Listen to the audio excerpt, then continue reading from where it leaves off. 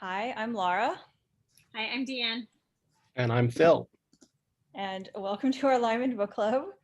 Oh my God, you threw me. You're always Philippe, now you're Phil. Oh, you're right. I did say it differently. Sorry. Like, wait, who are you? Do you want to start over?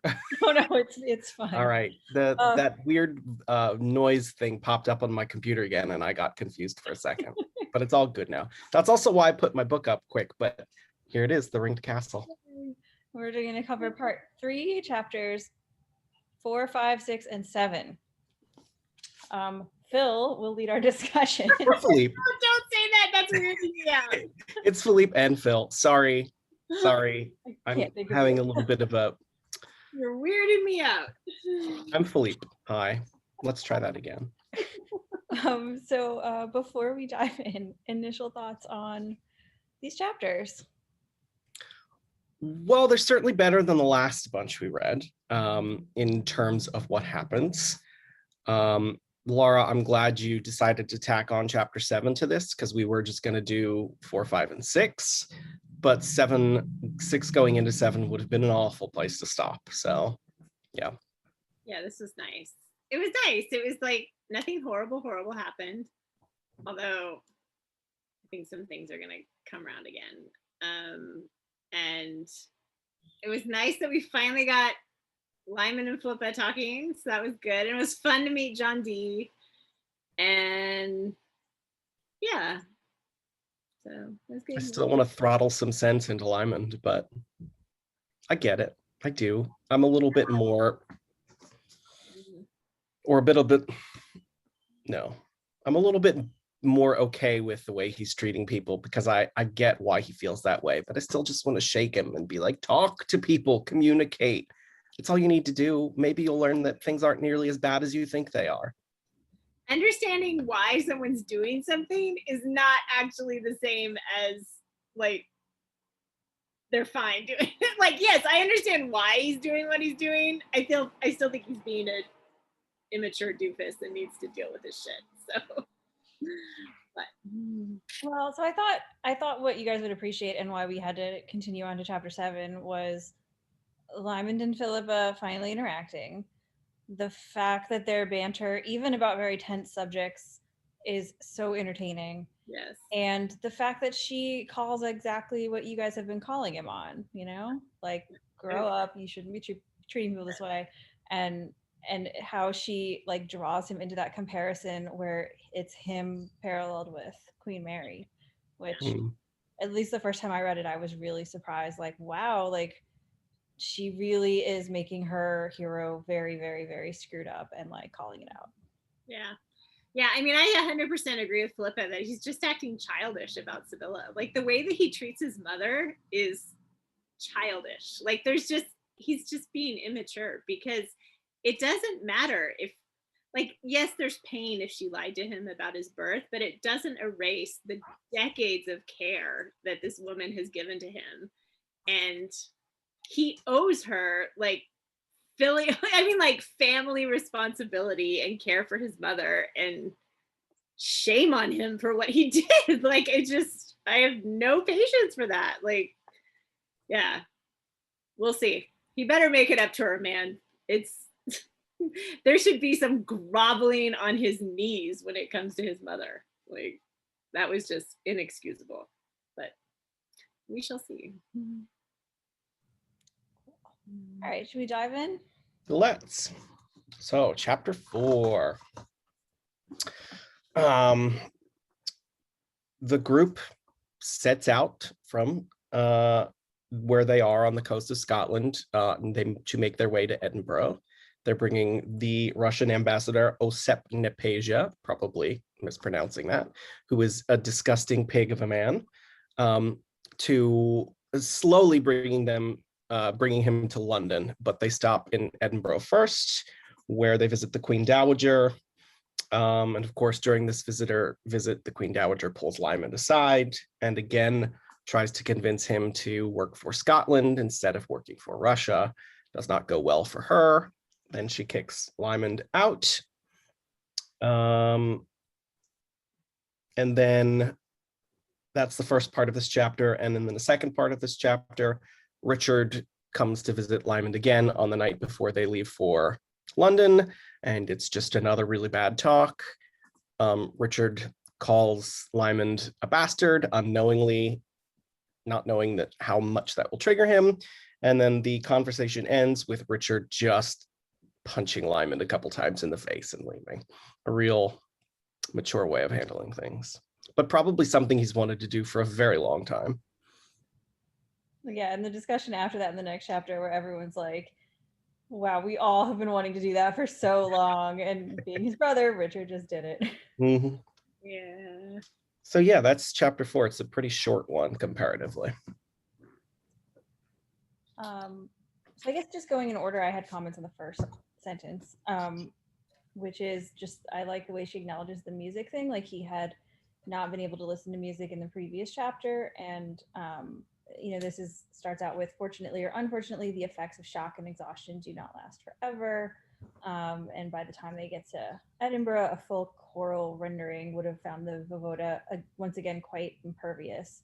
So, like, we talked last time about the sort of humanization of Lymond through the voyage, which I think is partly true, but also it was just, I think, like the exhaustion and the stress of everything. Like, he was much more vulnerable because of all that, and now he's like putting his walls back up again and able to tolerate music again. I just like how Dunnett uses music as this symbol of his humanity and his emotions and all this stuff, and how he responds to music tells us so much about what's going on with him. Yeah. I mean, to me, that sentence is saying, like, he's back to being cold because the choral rendering of whatever piece of music this is, he wouldn't be affected by it emotionally, which sad. He would be impervious to it. So, and I'm like, yeah, so then has he backtracked in his growth? Like, do you think the growth that we saw previously was only a result of stress, and that now he's just backslid into coldness? Is that, do you think? Well, this specifically refers to shock and exhaustion. So I think the exhaustion was the whole voyage, but the shock was the crash. I think he was super extra vulnerable after the crash. So I think it's different than his emotional growth, which has been sort of like an up and down pattern where he's slowly starting to thaw. But I think this is more like we saw a more real side of him because of the shock and exhaustion, and now he's putting his walls back up. And I think, how do I say? There's a line later in one of these chapters about, like, basically about how he is the ringed castle, like with all these walls around him. So I feel like I like that Dunnett sort of explicitly is showing us like the walls kind of going up and the walls going down, and like making it really clear that that's what's going on with him, and his sensitivity to music is a way of showing that. Yeah. And later also Philippe calls him on it and is like, tells him he plays like a machine. Yep.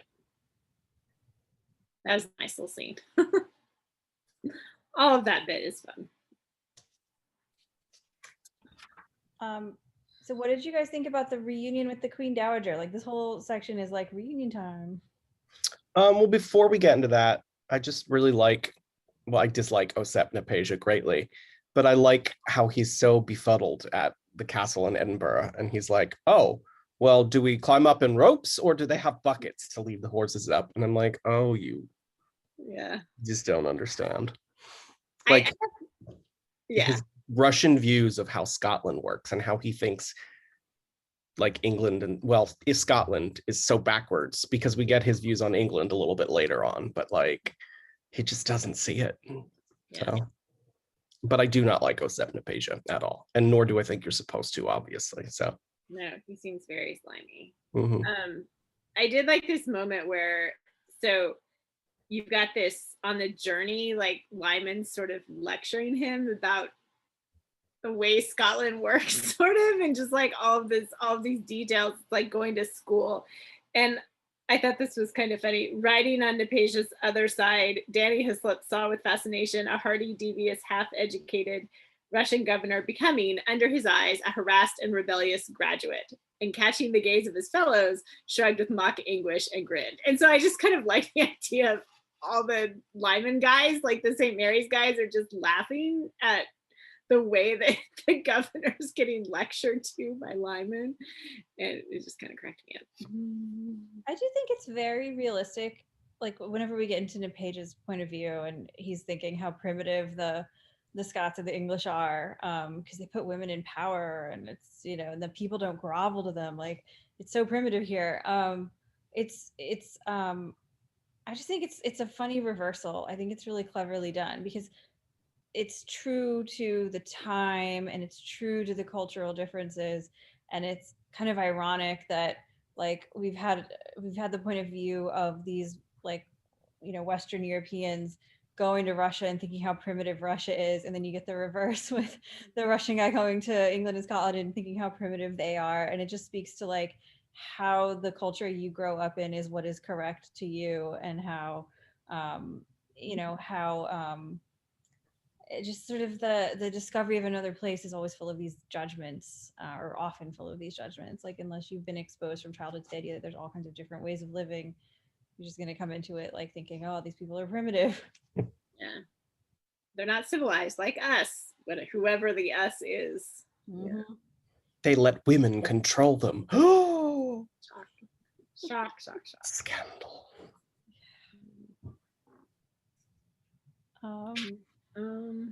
But then we get to the Queen Dowager. Yeah, well, I thought the Queen Dowager thing is interesting because like the last time Lymond was like around her, they weren't like exactly enemies, but they were definitely antagonistic. She was trying to take him down, and here he's coming in as this outsider, and they're still antagonistic when she asks him to like come back. But the way he explains her to others is things like she's tolerant and farsighted, don't underrate her. So he also is very fair in his like you know, detached version of his judgment of her. He just doesn't want to work for her for pretty good reasons, I think, which he explains to Richard later in the chapter. It's like the one time he actually decides to explain something to Richard. He still does it in a rude way, but I think in both confrontations with Richard, he actually does open up a little bit. He just doesn't go nearly as far as he would need to in order to really connect with Richard. But he goes way further than he goes with anybody else until we get to Philippa. well, but the way he does it is so asinine. Oh, He's yeah. like, well, let me explain it to you in layman's terms, because clearly you wouldn't get it any other way. And I'm like, you don't have to be so harsh, Lymond. But clearly he did. It's interesting how, like, if that's his intention, if his intention is to like open up to his brother a little bit, which it seems to be. I mean, he's definitely talking about things he hasn't talked to other people. He's doing it in a super dumb way, and it's like very self-sabotaging. Like he's doing it in a way that is almost guaranteed to fail, and you feel like he knows that because he knows his brother. Like he's not stupid, and he's not stupid about people, like, and he's not stupid about his brother. Like we've seen him manipulate Richard very successfully, and so it's kind of like he just kind of sabotages himself in the whole thing. Like he tries to open up, but is doing it in a way that won't work and will just piss Richard off. And I find it hard to believe that he wouldn't at least subconsciously know that. So, well, actually, I think it's the opposite. I think he consciously knows that he's trying to push Richard away, and he's trying to press Richard's buttons because he just wants Richard to like stop trying to save me, let me go back to Russia. Yeah. I think the subconscious part is the honesty that comes out. I think he's not intentionally doing that, but he can't help it because it's his brother. And yeah, that makes sense. That makes more sense because it's like he doesn't want to open up because he wouldn't have done it in this way. Yeah. So it's actually oh, go ahead. Sorry. I did this reading today. If I had had more time, I would have liked to gone back to, I think it's Disorderly Nights, the last time that the Queen Dowager and Lymond had a discussion. Because if I remember correctly, this is pretty much a mirror discussion where they're talking sort of about the same things. Different situation, because this is about Osep coming, and then, you know, the fact that Lymond is giving his gifts to Russia instead of he's basically doing in Russia what she wanted him to do in Scotland, to raise an army for her. Yeah, I don't remember that last conversation that well, but it was about St. Mary. Basically, it was like, I'm going to disband St. Mary's unless you sell it to me, basically, work for me. Yeah, it's the same thing. I mean, she never changes in the way she approaches him, which is always like, come work for me, and she pulls the emotional strings, my daughter, etc. And she does see the value and worth of having him as a strategist in general, but it's just not going to work. Nope. I did sort of crack up at the line when he's meeting her council, and it says the feelings of the Queen's ladies who had not seen him before were something again. Yeah. It just reminded me of the first paragraph of the first book when he comes back to Scotland and all the men are gossiping about him as this traitor, and like the women are gossiping about him in a completely different way. He's so cute. Yeah. Still got it, even though he's much more like ravaged by trauma. Yeah, and again we get this just reference to him as a commodity, where he talks about he was an enviable prize and he knew it. She was only the latest in a long, long line of men and women who had come to him smiling with offers. Your grace is too kind, Lymond said, but I fear my time and my conscience have already been purchased. So again, it's just Lymond as commodity.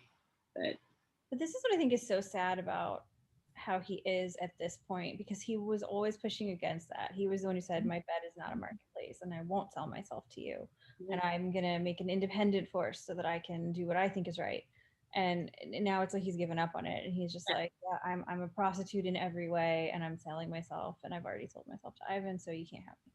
Yeah, no, that's exactly right. Like it's in so much of what we've read before, it's been him resisting that. And now it's like, well, this is what I am.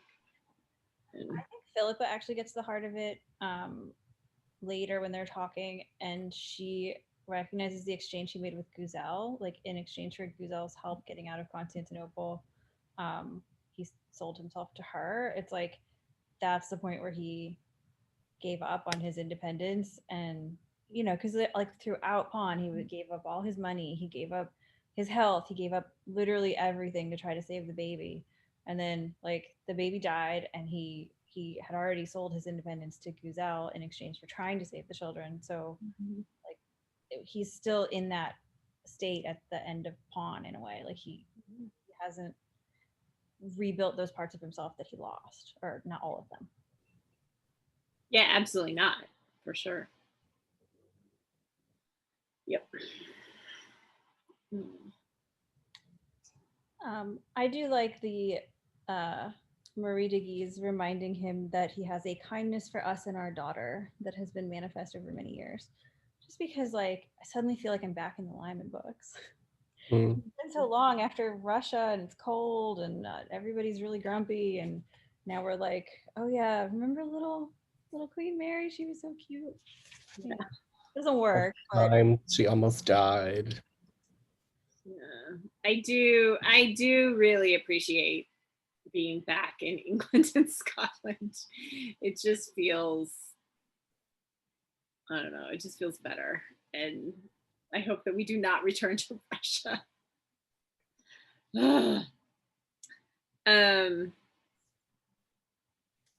I've got something on the next section if you want to say anything more about Marie de Guise. No, I can move on. Yep, we're good. So I thought this was interesting in the next bit, where it's like Dany and de Harcourt. And so it says, Dany Hislop had always intended to stay. Now Ludovic de Harcourt as well deferred and then dismissed his plans to travel to London and make a new career for himself, either there or in France. And Adam, for reasons so fragile he would have admitted them to nobody, had tacitly decided to do the same. So I think it's interesting that Dany doesn't change his mind. at this point. De Harcourt does, which makes me suspicious of him again. Although I'm not sure why. Like, he did try to save Lymond multiple times, so I'm not sure if I'm suspicious that he's an assassin, because that seems like a really dumb assassin. Like, if you're an assassin, you're a bad one. So I don't know. But then this next section where it says, de Harcourt was no longer so easy to bait on the subject of Lymond, and the process of self-questioning observed by Danny's bright, ironic gaze had begun even sooner than that on the night Lymond had shot Slaughter-Baba.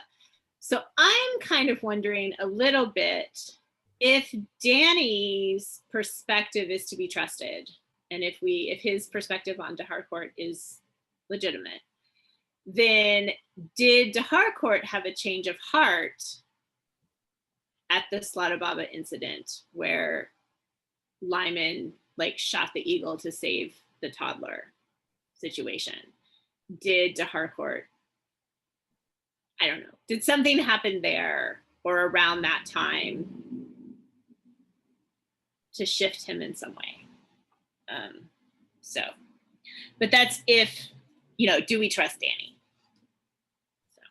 Do we trust either of them? Yeah. Adam's the only one of the three that I'll give credit to and trust for now. Definitely. I'm definitely okay with Adam. Both Danny and Ludo need to prove themselves to me.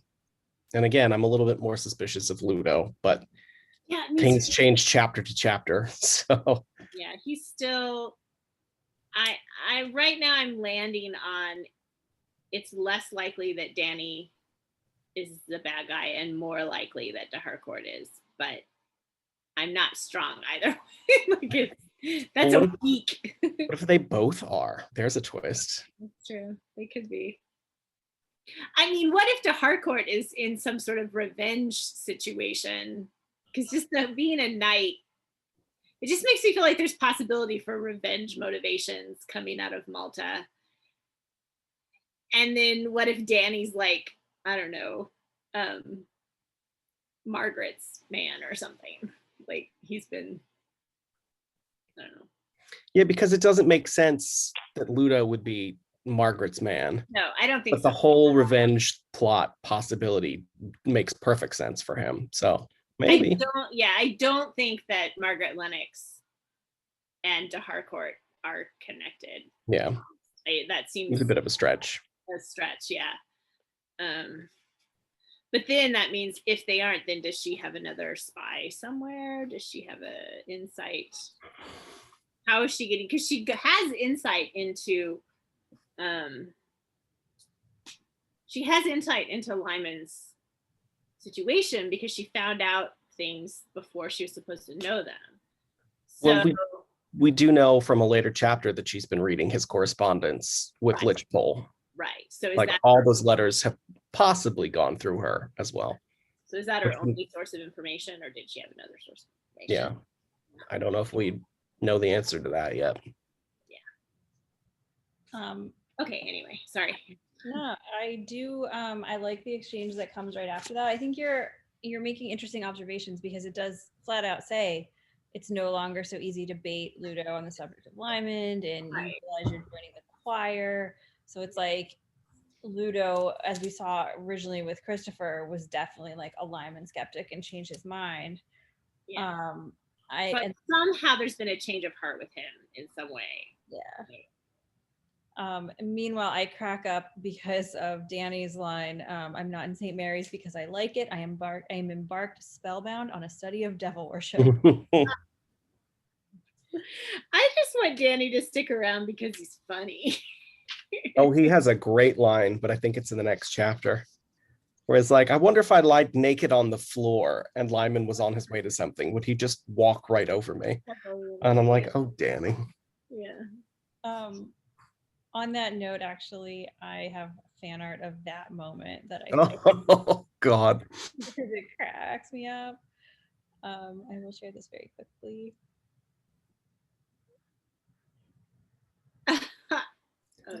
One of his meetings. One of his meetings. That's great. From Languish Locked in L on Tumblr. Oh, that's hilarious. Yes, I am so happy that Lymond Tumblr exists. It is very small, but it is very entertaining. I also like this line that de Harcourt says where they're talking about the divorce and Philippa getting remarried, and then he will be ellipsis, like dot dot dot available, says de Harcourt, and I'm like, available for who? Like, More data. and yeah, like Danny says for Gazelle, like, you know, they have this conversation about it. It's just like dark, where it's like, and then he will be available. You're just like, dude, that was very weighted. Yes. So. No, I love the way that they all gossip about him, though. And you know, clearly, as messed up as he is, he's still gorgeous. Yeah. And then there's that little information that Osep, the lovely man that he is, has basically been sleeping his way through the entire journey so far. That like he's getting a different woman every night. I'd be like, that's gross. Seriously? Like do that? And accepting and rejecting the options every night, which is just ugh. Yeah.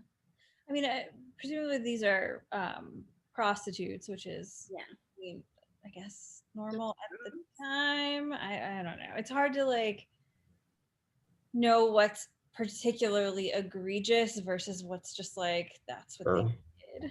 Yeah.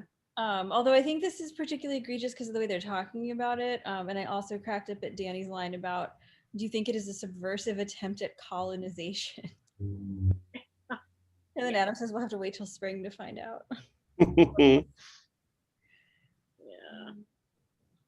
I mean, it just feels like there's an excessive amount of prostitutes and sex happening here.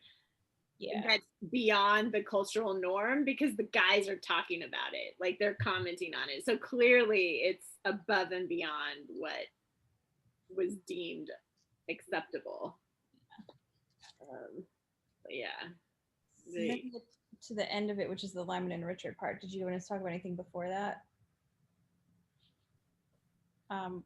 So I think the part that shocked me the most actually is, so when Richard says you are a bastard, and he doesn't realize he's completely triggering Lymond, but he says it, and the next sentence is he was nearly killed then.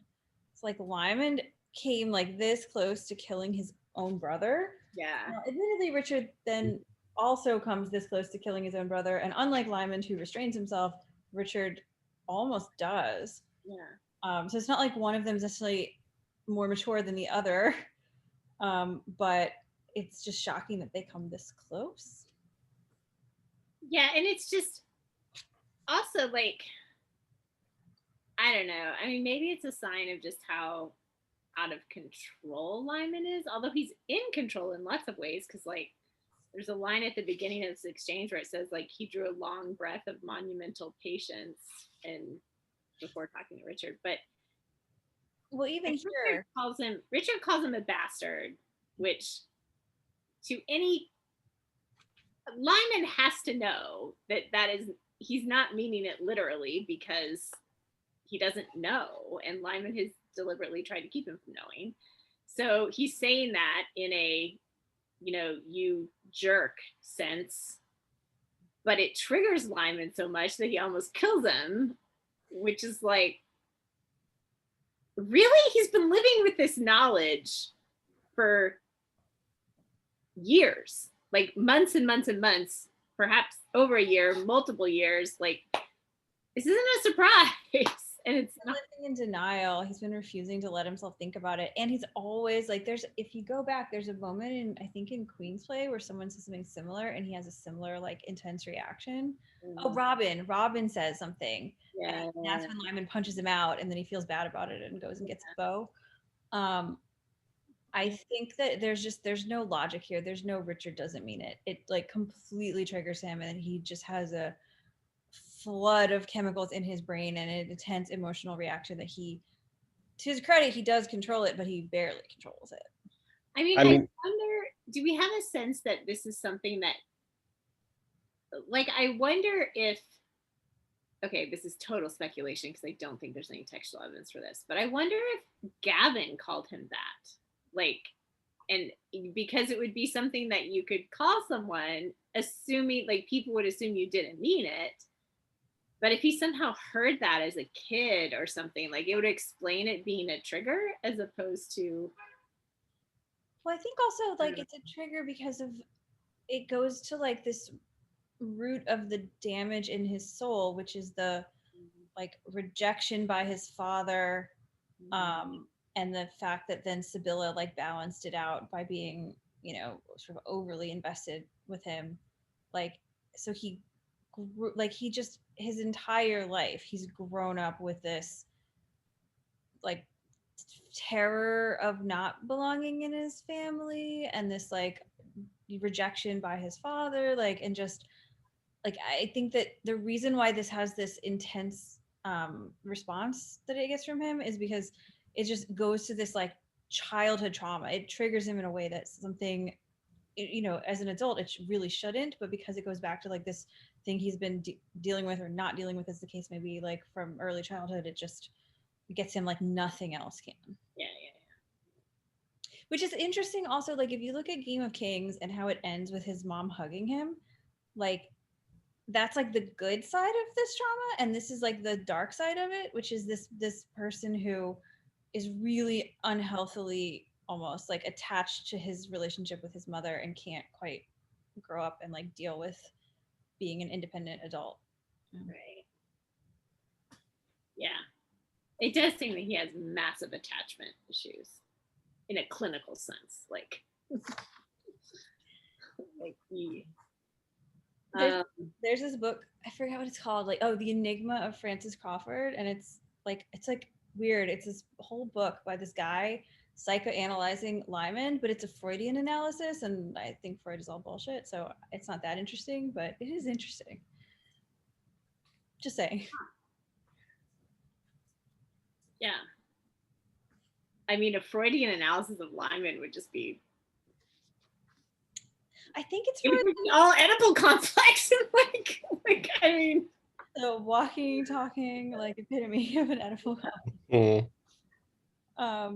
Okay, so I do also like I like the Richard has this bit of self-awareness before he snaps, where he actually like takes a step back and he's like, all right, I know that you often have a good reason that you don't tell me, and then like begs him to tell him if there's really an underlying reason that you're not telling me, like please tell me.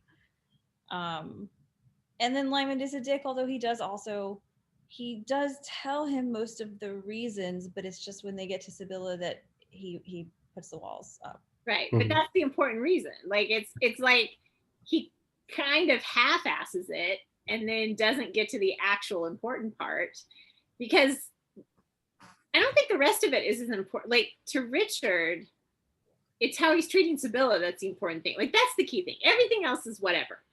It's his mother that's the key thing. And so anything that avoids talking about her is an inauthentic like expression of whatever he's trying to express. It's like he avoids the key thing.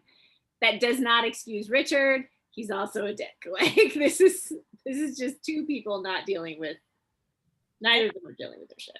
I don't think Lymond is at all capable of talking about the thing with Sibylla. Like I just don't think he can. Like I think he's literally just too broken to talk about it. I mean, even when he's faced with it in his talk with Philippa, because she knows, well, she thinks she knows the truth of it, although her version is probably not the truth either. But when she brings it up, he just shuts her down and like, we will not discuss this any further. Well, and he just like runs away. Mm-hmm. Yeah, I don't think I buy that he's too broken to deal with it message. I just think he's not dealing with it because it's hard. And it's just when you're broken like this, it's hard to deal with stuff. It's hard to process. It's hard to think about things. It's hard to talk about it with people. but he bears responsibility for it. I think saying he's too broken to deal with it is taking away his agency in all of this. And I think he has agency. I think he's making choices that are unhealthy, and yeah, like it's not like the fact that he looks at his mother. I mean, we haven't gotten here yet, but the fact that he looks at his mother and walks away, I was just like, no. Like that is a choice that he made. It was not an instinctual response. Like he made the choice to treat her like that. And it's just like, it was horrible.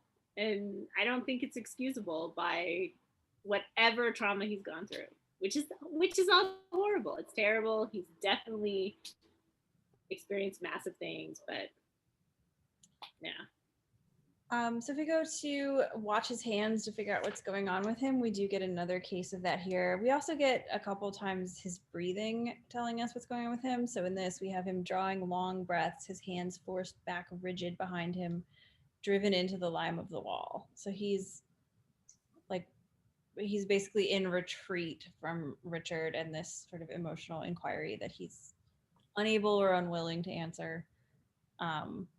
Yeah. And then Richard punches him out. Yeah. Which, from the way that's described,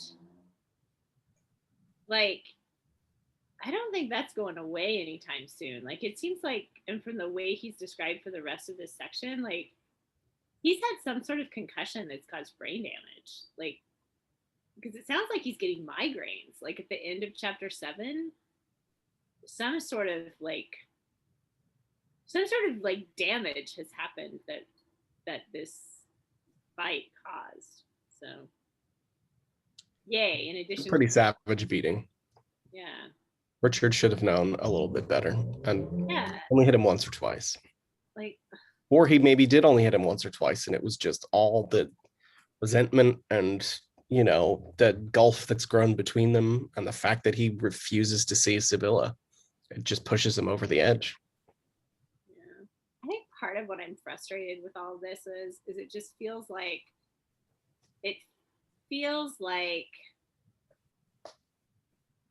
men who don't want to talk about their emotions. Like, it feels like kind of toxic masculinity kind of stuff, that they're just going to be strong and stoic and not show any vulnerability and not talk about their emotions. And I just get super frustrated with that. And particularly probably more Richard than Lymond in this case. But yeah, it's like, just be vulnerable. It's like, On the plus side, Philippe is coming to call Lymond out on it. Yes. We have seen him show his emotions before. The night he spends in the room with Philippa after the awfulness at the end of Pawn and Frankincense. Oh yeah. I mean, it would be very hard for him to control and hide them at that moment, but yeah, she does seem to be one of the few people to get the insight on those moments with him. mm-hmm. Yeah, we get his emotions like with Liam when he breaks down after Robin. We get it with Jarrett when he kind of opens up to him. Like, he does open up at some points, but I think after Pawn, he's just like, all the walls are up and he hasn't. So I think that's part of why I'm not willing to accept the lack of agency for him. It's like, because he's done it before, and yes, he's gone through more trauma, and this is a degree, like an issue of degree has happened, and it's a huge amount of pain that he's under after Pawn. But I don't know. I think there's go ahead, sorry. I just think he knows better and he's not doing it. I think for me, it's like there's two parts of it. One is for me as a reader, I get frustrated and I'm like, just, like this getting repetitive, like, yeah, snap out of it. But I think for me as like on another level, like the end of Pawn when he kills the baby. I mean, the baby dies because of him. He doesn't actually kill him, but he thinks he killed him. mm-hmm. My heart just breaks for him completely. I'm like, I almost am like, I'll forgive you anything. Like, you have the right to be here. you know, I might get annoyed with you, but like I would be broken. I would have not wanted to live through that. I would have been like a mess forever and never gotten over it. So it's like, okay, I'm slightly annoyed with him as a reader, maybe more than slightly, but I'm also just sympathetic. Yeah. Yeah, I think the end of Pawn with the death of Corydon just went too far for me as a reader. So I'm just like frustrated with, I think part of it is I'm just frustrated with all of it because it was a bridge too far for me as a reader. That whole thing. It was just more than, yeah. And so I think I'm just like, I need all of that to be done because, yeah. So I will, on my continuing quest to point out the parallels with the Untamed, point out how similar this Richard, you know, seriously hurting his brother and then saying, then goddamn your soul and storming away is so similar to Zhang Chong and Wei Wuxian in the Untamed. These brotherly relationships, it's like almost the same relationship, even though it's a completely different story and completely different cultural context. Like, you like these complicated brother relationship scenes, like you have to watch The Untamed. It's very close. Very close. Should we move on to chapter 5? Cool. So chapter 5 doesn't take long for the men to find Lymond sprawled out on the floor. It's very interesting that Harcourt and Danny Hislop are sort of his nurses for this small section. The two men that I trust the least to actually have good intentions for Lymond. And we see Ludovic again being the one that rushes in, is like, he could be bleeding in the brain. Like, what are you doing? Like, we need to help him. So he's trying to save his life here.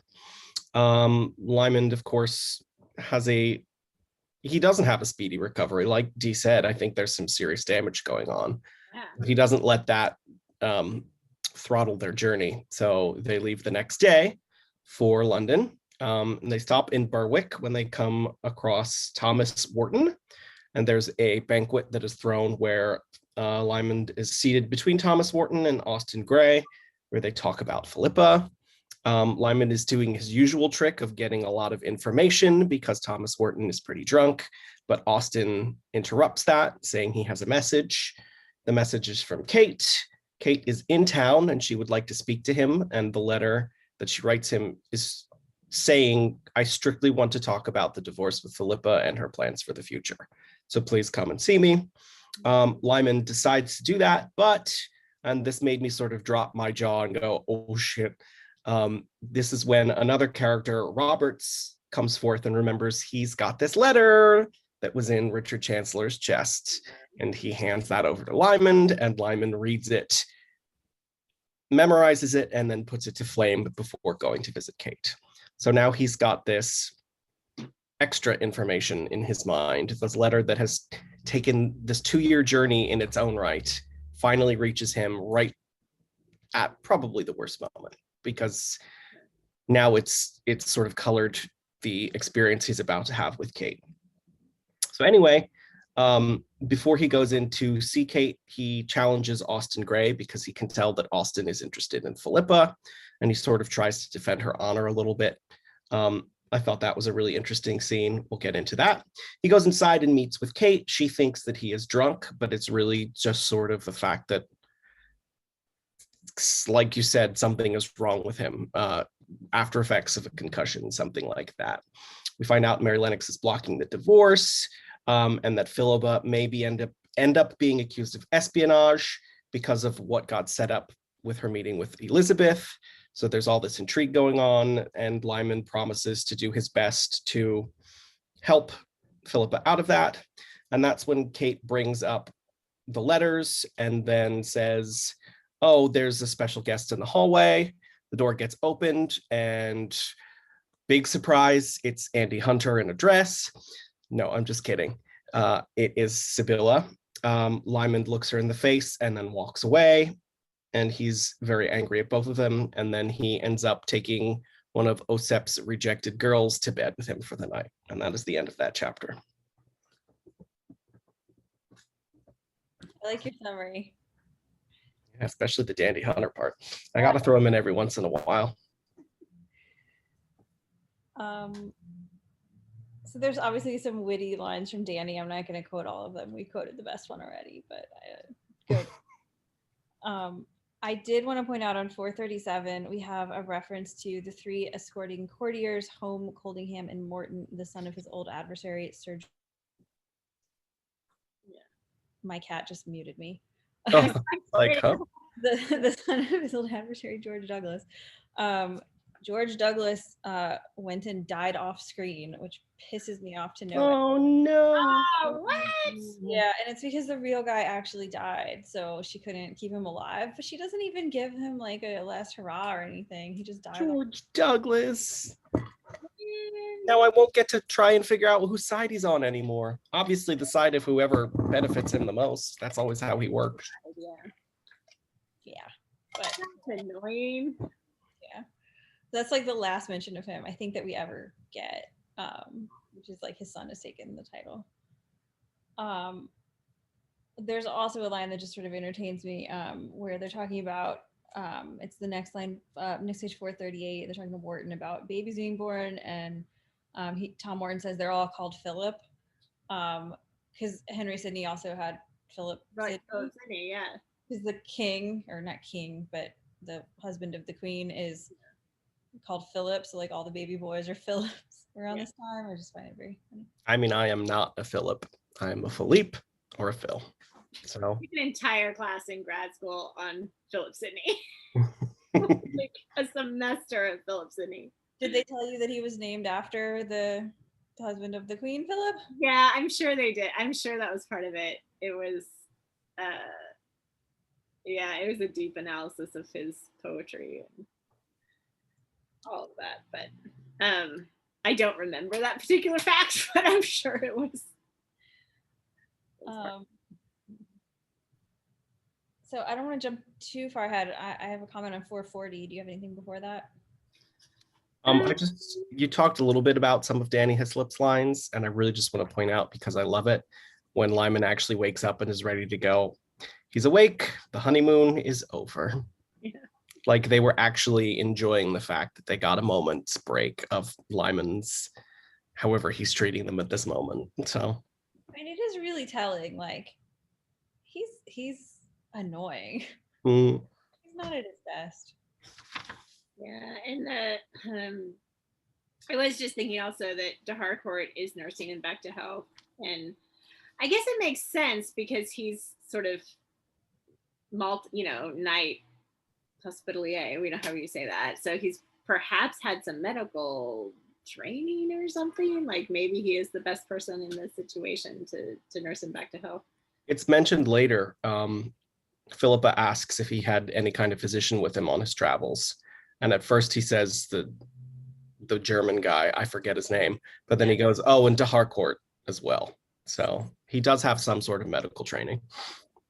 So again, with the could have assassinated him, I guess. Just let him die. But, no, yeah. I get this strong intuition that he's purposely trying to keep him alive for a specific reason now. Maybe he wants him to stay alive until a certain time and then he'll try and kill him again. If he really is an assassin, I don't know.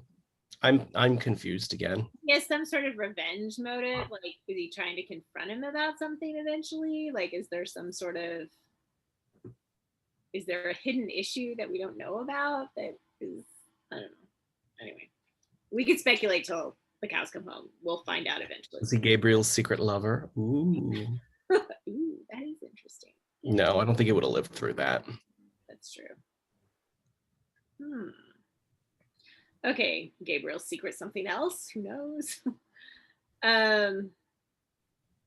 Yeah. And then we get Austen Gray. It just seems like a very naive young man. Oh, Austen. He's a young man in love, and he has no idea who he's dealing with at all. With either of them? No. I just think Philippa with him would be so bored. Yeah. Good old Tristram Trusty. Yeah. Number one. So looking at the letter that Kate sends, I just think is interesting. There's two things that I thought were interesting. One is she addresses it without like addressing it, without his first name, which she, of the vanishing handful of those closest to him, had earned the right to employ. So we get this sense of, again, the walls he's put up and the number of people, which was already very small, who could call him by his first name is decreasing. We still don't know where Jared and Marta are. And then just the way that she writes this letter, she knows him so well. She writes it in exactly the way that would get him to show up. You know, I won't talk of anything personal. Since a legal step was taken and matters of law and finance are now involved, simple consultation of some kind seems necessary. So to Mr. like, I only operate on logic, no emotions allowed, like she gets exactly the right in to get him to meet with her. Yeah, and also I love this bit where she says things like, I know what you wish us to understand about your intentions, which is not saying I know your intentions. like it's very clear that Kate understands that he's put up this facade, and so she's like, I know what you want us to think. So it's just also so nice to have like him having interactions with people who can see through him and get to a deeper level.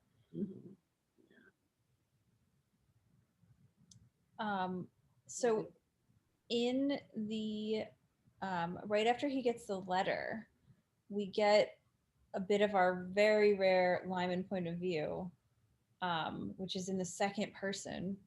The misguided schoolgirl you married had written carefully to inform you that you were born out of wedlock, an idea by no means new, one so well supported that already one was more than halfway towards accepting it. I don't think he's halfway towards accepting it, actually. But I think this is an interesting point of view because he's so lying to himself. He's lying to himself about her being a misguided schoolgirl. He's lying to himself about being halfway towards accepting it. I think I don't know. I think he thinks he's dealing with it, and we can see that he isn't. Yeah. And it's also interesting that the information that she's giving him, she doesn't actually know, because she says, like, after the birth of Richard, Sibylla had no more children, but she doesn't actually know that, because she knows that he was born in France, but she also knows that Sibylla went to France supposedly for the birth of these children. And so it's like, why couldn't they have been birthed by her? Like, there's no, what's his name said. She wrote this letter after she talked to Sibylla's sister, the abbess. Like, oh, Sibylla definitely didn't have any more children. So then she wrote and sent this letter. And then she met Leonard Bailey, and he was like, no, they are Sibylla's.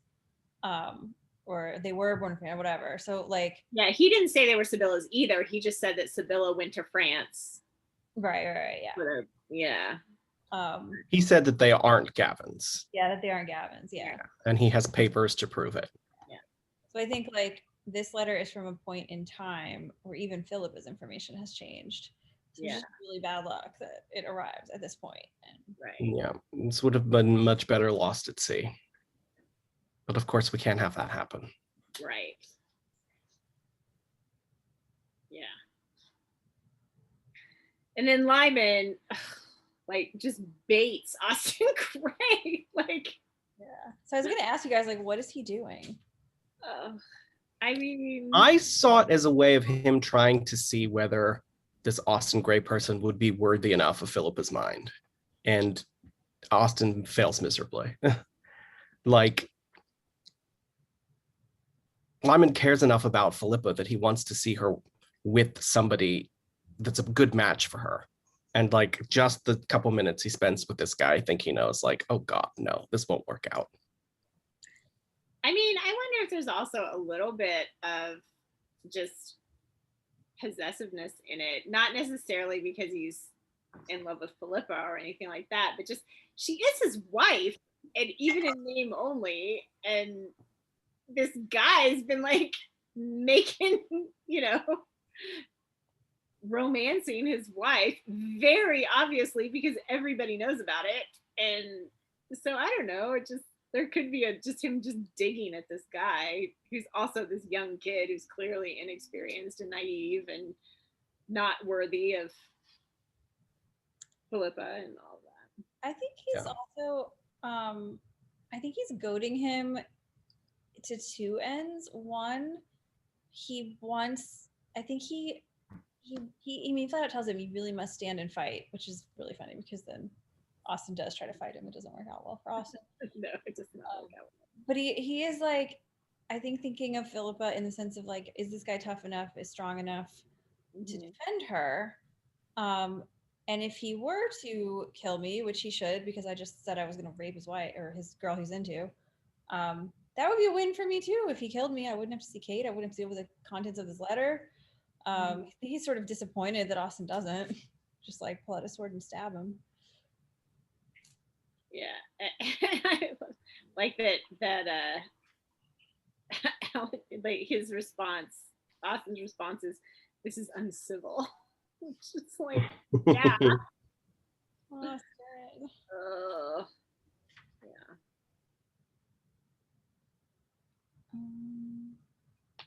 So then we have Kate seeing him, noticing the marring shadows in his eyes and about his temples and mouth, which had never been there before. I do think the like what she takes for drunkenness is probably part head injury, but it's also part like just reeling from the letter. Yeah. Like, because he's really reeling. He keeps bringing it up, and does she know what's in it, and all the stuff. Like, he's already in a loop. And also, just every moment of the time that he spent since the last time he saw her has been full of stress and pain and PTSD and more pain, and so it's just showing on his face, that he's just aged a lot. He already looks older than he is, and now he looks really older than he is. He's still hot, and everybody's into him. Yeah. Okay, so I do like Kate. We get Kate point of view in this, and Lymond is typically being a dick to push her away, and Kate is she ignores what he says, and she focuses on what's really going on. So this is where it says he never said what he meant. He never said what he meant. All through their encounters, their clashes, their crossing of swords, she had known that and learned a little to deal with it and to translate, if only to herself, what lay under the stream of hurtful, facile words. And suddenly this time she felt panic, a seizure of fear so unexpected that she stared at him, quite unseeing, listening to the tone of the words. And then she saw what was behind it and sat down after she'd been refusing to sit. What did she see? Well, the last thing he says is, kill you, she said, kill you, that's satisfactory, isn't it? I thought perhaps she was in love with Dickon Chancellor. I think part of what she sees is that he's grieving the death of Dickon Chancellor. Like, he makes this flippant comment about him, about Philippa being in love with him, but he's actually super sad that he died. So part of it is that. I don't think it's all of it. But I think that's part of it, but I don't think that would cause the panic and the fear that she feels. Is she thinking that perhaps Lymond does have true feelings for Philippa, and that would cause her to be panicked because that's her daughter and not her? I mean, I think she's kind of dealt with that to some extent. She's had a couple years now. Yeah. And she still cares deeply for him, though. Is it the fact that she thinks he's suicidal here, with the comment about killing? He's like, yes, that's satisfactory, isn't it? I mean, it's not like that's new either. I don't know. I think it's somewhat ambiguous, but I do think it's that she's seeing how broken he is in a way that's like beyond how he's been broken before. And he was pretty messed up before. Yeah. When have we not had a broken Lymond? Yeah. Yeah. One way or another. But for it to scare Kate this much, it's like, I think it's also like how Philippa calls out, how messed up he is, and compares him to Mary. Like, he's always been messed up, but he's also always been our protagonist that we could rely on to like do the right thing in the crisis. And now he's not anymore. Mhm.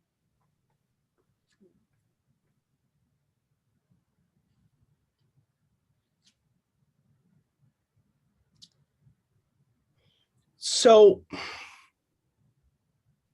what exactly is Philippa? What is the trouble that Philippa might get into?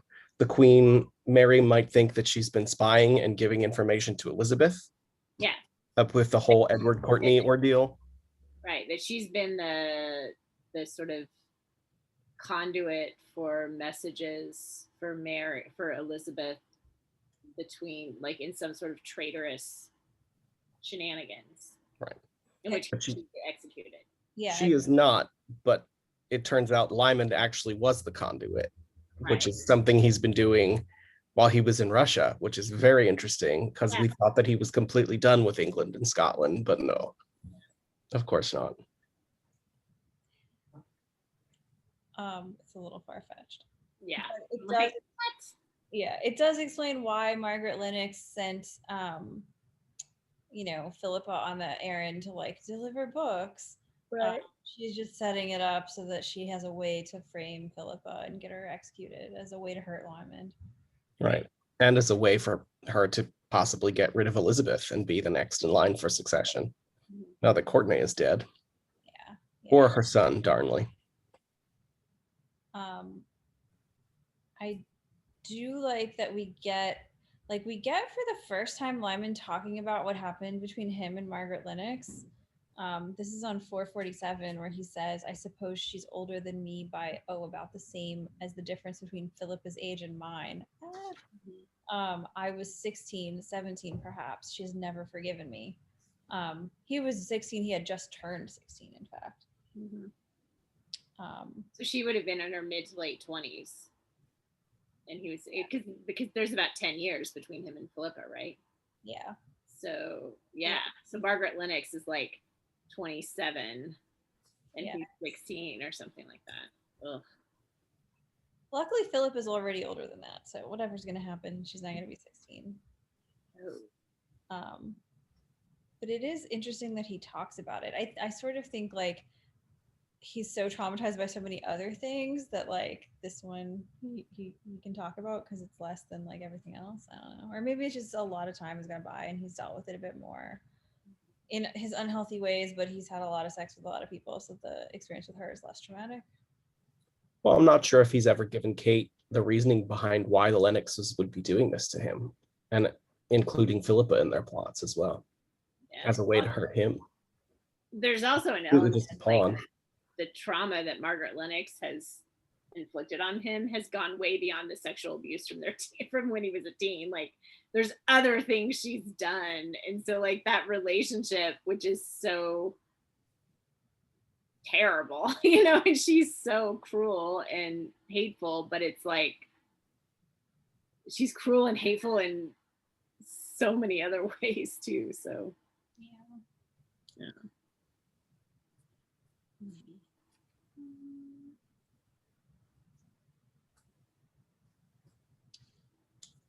Also, I'm cracking up at the way that he calls Austen Tristram Trusty, because I could have sworn that I knew that name, and it felt like a name from like a morality play or something. And I looked it up because it's like, why do I know this name? And it's from a play I haven't read.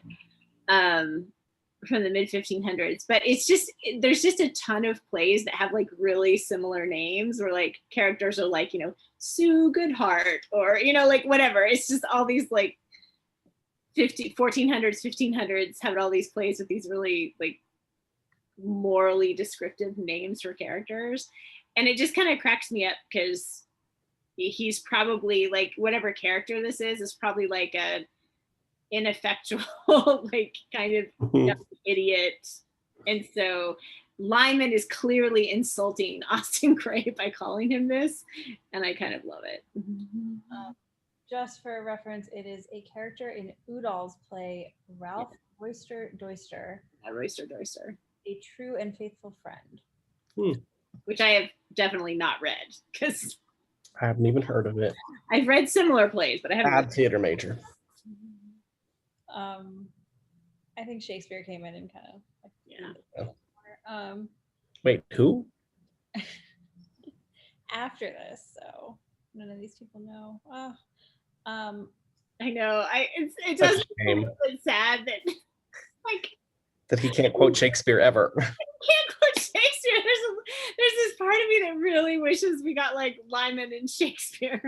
Oh, I love that he can't quote Shakespeare though, because it forces us to like be exposed to stuff outside of our normal, like everything is full of Shakespeare quotes all the time. I so wish that we had like the way that we get him with John Dee. I wish we could have him with Shakespeare, like just to see how Dunnett would write that. Like I would love to see that. But. Yeah, we're not gonna get that, but technically Lymond could have lived, like he's born in 1526, so let's say he lived to be 80. He lived to the late 1500s. He could have seen early Shakespeare plays. Unless he dies in the 6th book. Unless he dies, yes. I mean, I do think it's interesting, like the whole subtext of this, not subtext, but the whole like undercurrent of the scene is the letter, and the letter is making him, he's so stressed and upset by it, it's making him behave like way outside the boundaries of even how he'd normally behave. And he's so dreading talking about it. This is on 448 where he talks about the letters. And he's trying to figure out if she knows what's in them. And he also did this earlier when he was talking to someone else, Lawson. He just keeps going back to the letters. What's in the letters?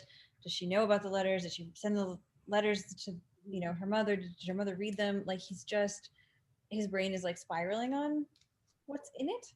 Mm-hmm. Which if nothing else explains, I think, like just part of why his reactions are so off.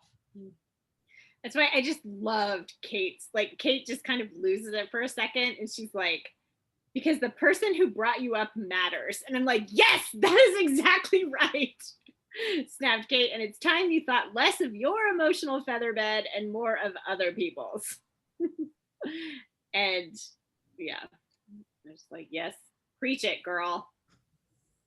It's also interesting that Dunnett describes it as after 4 years of unharnessed power.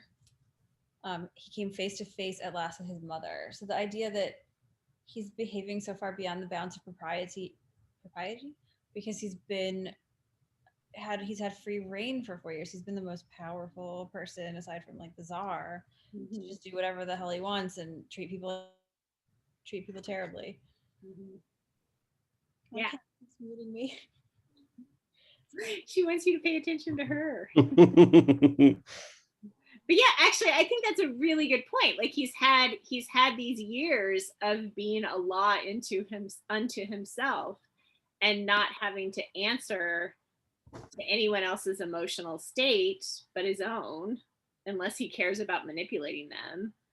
And now he's faced with people that he needs to suck it up and deal with his stuff. And he's out of practice because he hasn't had to. And he can't just order them, like we don't call each other by our first names. We have no emotional relationships. You can't do that to your family. Yeah.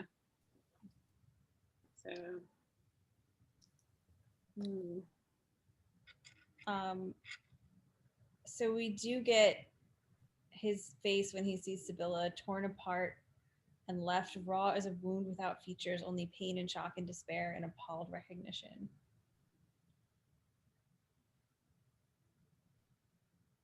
So not dealing very well. No. But it's not like cold arrogance. It's devastation.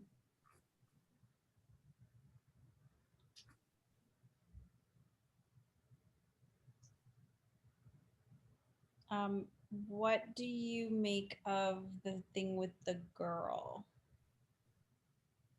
And how she asked him halfway through, what's the matter? He's just avoiding his problems. Like, sex with random people is a time-honored way to avoid dealing with stuff. along with alcohol and various other means of escape. And so he's just chosen a classic bad choice of. It's kind of a return to form to Tatty Boy Bala almost. A little bit. Yeah, and being in the same company as Osip Nepeja is not very flattering. No. Yeah, he's access to it.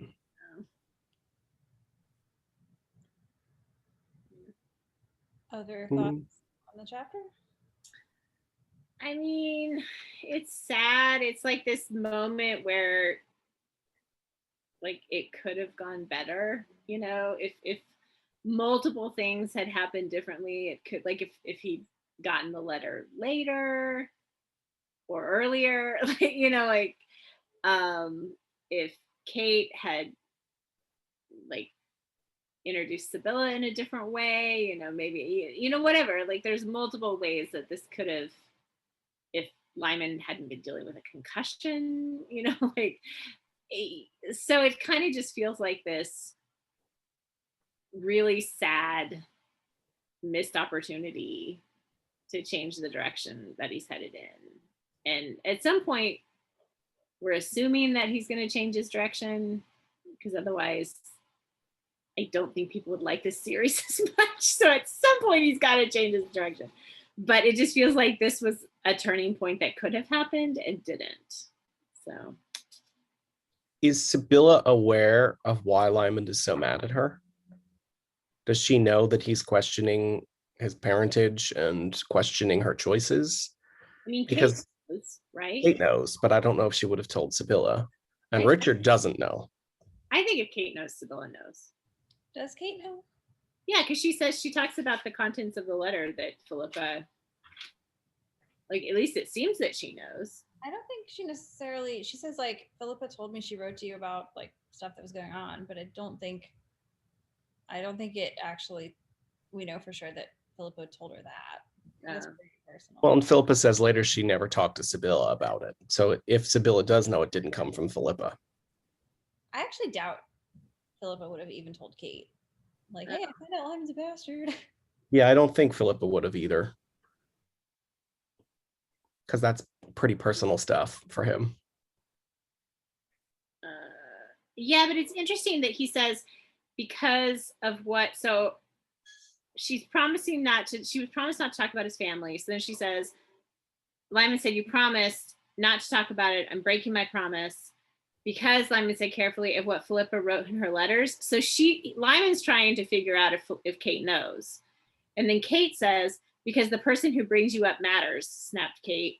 And it's time you thought less of your emotional featherbed and more of other people's. So it seems like she knows that the problem is Sibylla. Like, whatever the problem is, she knows it's Sibylla. Yeah, I think he knows he has an issue with Sibylla, because like obviously he's refusing to see Sibylla, but I don't think she knows the details of what Philippa found out. I mean, Sibylla obviously knows. Like, Sibylla obviously knows the truth. So she's going to either think that Lymond found out the truth, whatever the truth is, or that he's believing a lie, but she's going to have a pretty good guess if he believes a lie. Like, she knows what he's. I think the main thing that we could assume Sibylla knows for sure is Philippa probably would have told her about Marta. And so Sibylla could figure out, okay, he saw Marta, he knows something's up. But it doesn't mean, like, I don't know if Sibylla knows what he knows. I mean, how could she? He just. Right. No, that's not what I'm saying. But I'm saying that she knows the truth. Like, whatever happened, Sibylla is well aware of it. It happened to her. So she knows the range of possibilities of why he could be mad at her. Like, if he's a bastard, then obviously she's terrified that he's found that out. If he's, for some convoluted reason that I can't figure out, is not a bastard, but is also not Richard's brother, which still doesn't make sense to me. She also knows what's going on there and might be terrified that he's found that out, whatever it is. So I don't know, like, I think she doesn't know exactly what he knows, but she knows the general area that he's terrified about. And No, for sure. I obviously Sibylla would know something about it. I just don't think Kate would necessarily. I am Like so Philippe talked to Kate, like if Yeah. they've been confidants. They seem to be confidants for each other, and so I wonder if that has happened. I am so curious as to what the actual truth is, and I cannot wait to find out. It's killing me that 5 books in, I still don't friggin' have any clue. I mean, I do have some clues, but like I don't know what's true. So She's been laying these little breadcrumbs from the beginning that there's something fishy here. I see if think we figured out before we it made a gets there. good stab We have with absolutely the information that we have. I just feel like we don't, there's some key piece of information that would make it clear what actually happened that we don't have yet. Yeah. That's what I feel like, because, and maybe we just missed it. Maybe there was a key piece of information back in like Queen's Play and we missed it, but. Well, when we do eventually get the truth, it might be nice to go back and like figure out what clues did we miss throughout all of these books? Like what was actually there? What should we have seen coming? Yeah. Or maybe we'll get it right before then. Or maybe we already got it right in one of the things we said. Who knows? So I feel like we know, I feel like I know, I'm fairly confident that Sibylla's 3 children are actually her children.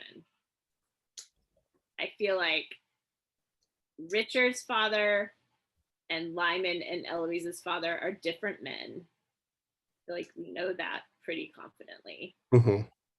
I think that the book wants us to believe, like, it's presented to us as Richard is legitimate and Lymond and Eloise are illegitimate. I'm suspicious that that's flipped, but I can't figure out how to logically make it work with their ages. And I don't know. Do we know anything else? There's Where does Marta fit in? It's either Lymond's father is either his grandfather, who's not his grandfather, but actually his father, or some random guy in France. And I'm suspicious that it's not a random guy in France. And where does Marta fit in? That's another question. Yeah, and then Marta is like child of Francis the First by random lady. Or I still have a creeping suspicion that Marta is somehow Sibylla's and Sibylla had to give her up. Oh, maybe. Also, one key piece of information that I feel like I've known and forgotten is when Francis the First died. I feel like I should know that and I can't remember. I don't think they've really talked too much about it. Or do you mean Francis the First or Gavin? Sorry. We know when Gavin died. No, Francis the First. When Gavin's father died. I feel like I know that, but I can't remember what it is. The grandfather that the Dame de Dutance knows. Yeah. Like, oh, I know your grandfather. Ooh. Yeah, that guy. I feel like that might be an important piece of information, but I can't remember where it is, and I don't know where to find it to go back and look for it. So just want to see that Lymond family tree. I know. As convoluted as it is.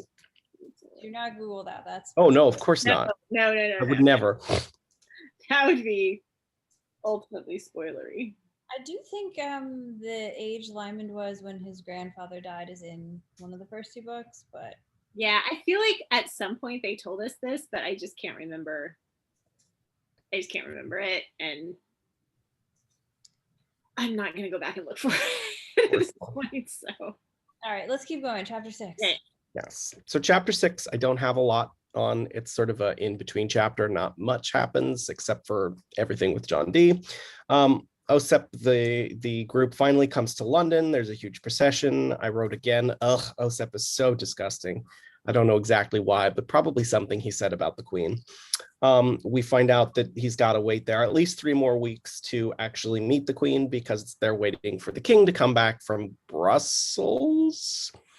There's a lot of information in this chapter and the next chapter about where the King has been and what's happening with all the countries and the Pope and Queen Mary, and Elizabeth being her sister, what's going on in England. And there's just a lot of history here that I didn't quite understand completely.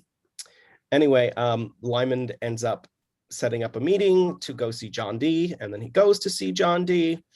This is where we learn that Lymond was helping Elizabeth and Courtney interact. They discuss the dame de dutantes and sort of the whole idea of fortune telling and the supernatural. They also trade papers, or at least not trade papers, but Lymond ends up giving John Dee the papers about navigation and star charts and such that he took the steps to retrieve before the Edward Bonaventure sank. I love that John Dee is like, you must be a Scorpio, which is absolutely true. And then look that up. Is he actually a Scorpio? Yes, he is. It's the end of October through, it's mid-October through mid-November. Okay. Which we know Lymond's birthday is somewhere around like the 8th, 9th, or 10th of November, right? Right. Somewhere in November, yeah. In early November. Yeah. Then Dee says, oh, I'm going to go have dinner at the Sydneys. Would you be my guest?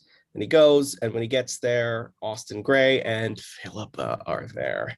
And then I'm like, oh, thank God we're reading chapter 7 now. So, because I want to know what happens. Yeah. Can I just say John Dee has the coolest home decor? I want to go. I love it's so immersive. I love like, that. Is this a punch drunk set?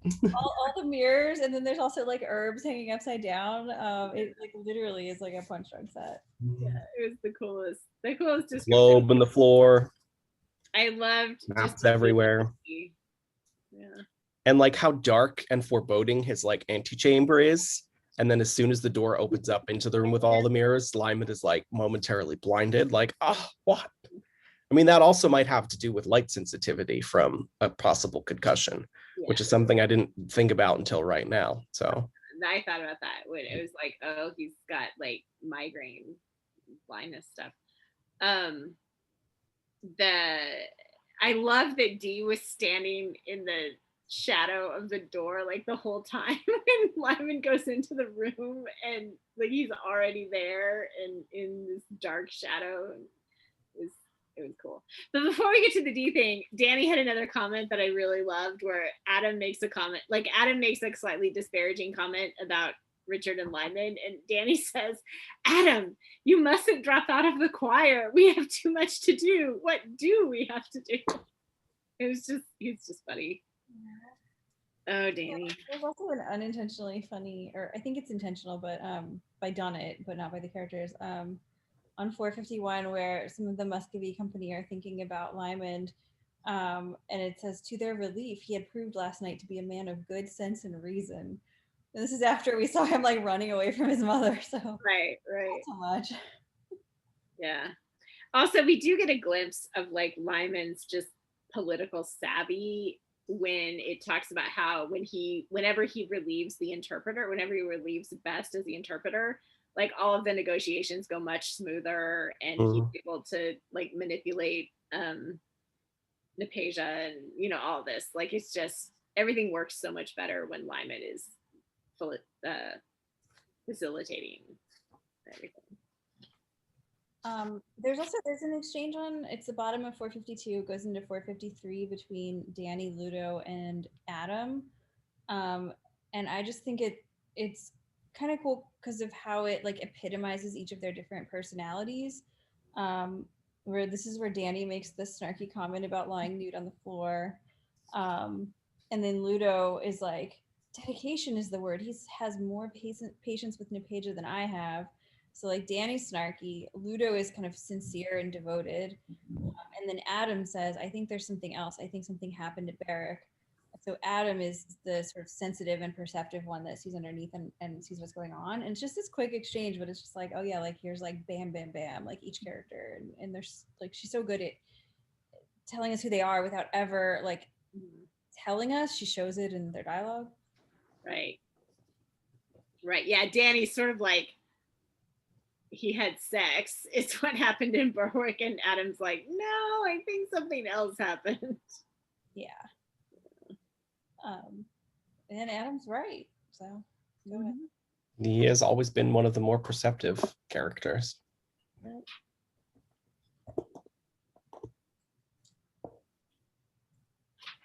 I'm just still so glad he's not really broody and not really talking to Lymond anymore. Oh. And then we get more supernatural stuff with Dee, like mentally attacking Lymond and Lymond holding that off, which I thought was interesting. There's definitely a lot of parallels in this between the Dame du Dutance and John Dee. Just the fact, like you said earlier, how he was waiting in the darkness, sort of watching. We saw the Dame do that the night that she read the fortune for Lymond and Jarrett.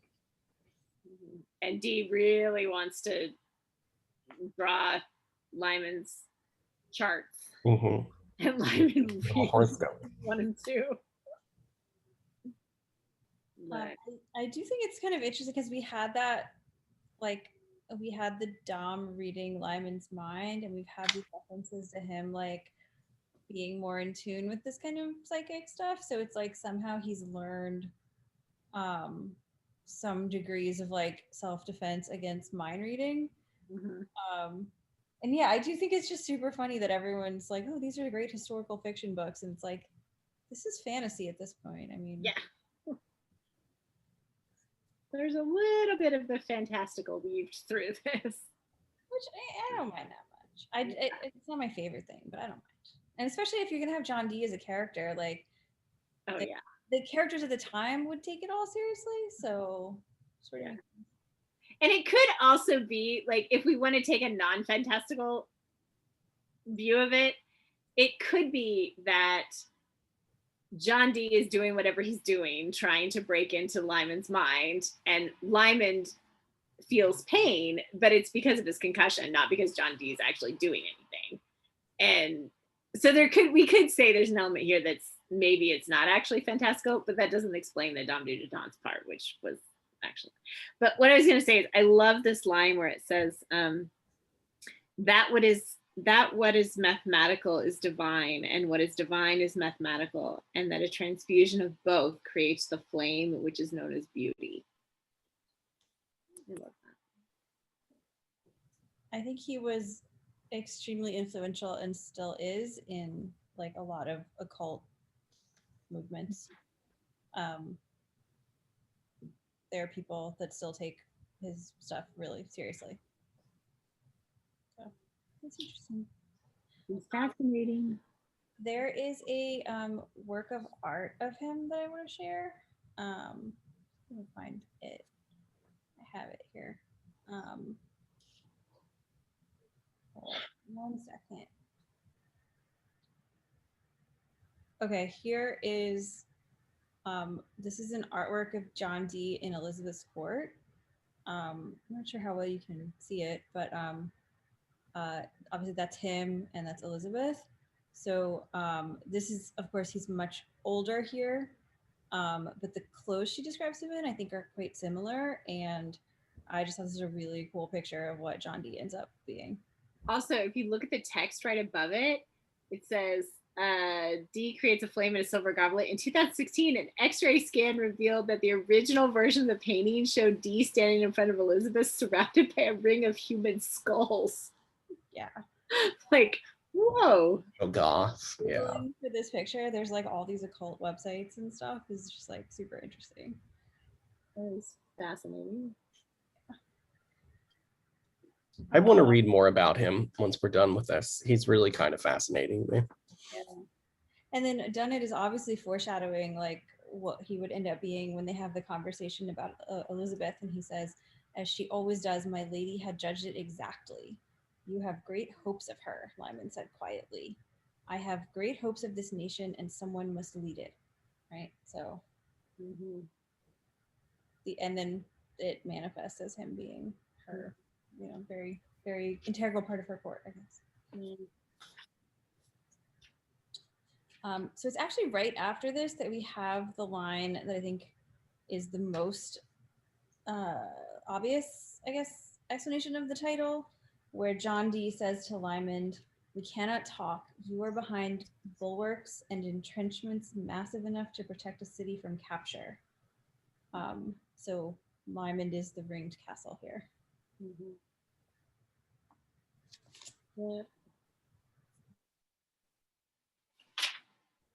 I also think the mirrors is really interesting. It's wherever Lyman looked, he could see himself, his hair, his hands, his body, and the bright repeated blaze of the candles over and over. So this idea that like Lyman has been like hiding from himself in a way, and slowly like here he's starting to be forced to see, like to look at himself. um I don't know, I just think it's interesting, like Yeah, and yet all of these reflections are distorted because the mirrors are warped. So all the reflections he's seen of himself are distorted reflections, which is which sounds like Lyman. mm-hmm. Yeah, his self-concept has never been very good or accurate.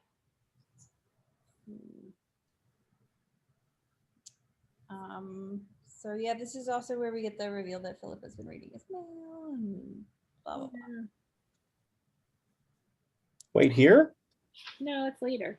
No, Yeah, that's in the next chapter, right? Lynchville has no letters for you. It is one of the small mysteries I was hoping you would resolve. And then Lyman says, yes, that certainly calls for attention. So does another small matter. How does Philippa, blah, blah.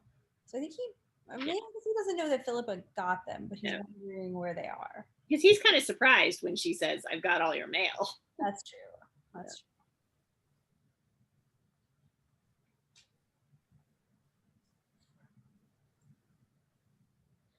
So it's curious, I think, that Lyman has been sort of helping the correspondence between Elizabeth and Courtenay. Yeah, what do you think he was doing there? Or why? I'm curious how logistically it worked. Like, how in the world was Lyman facilitating correspondence between Elizabeth and Courtenay from Russia?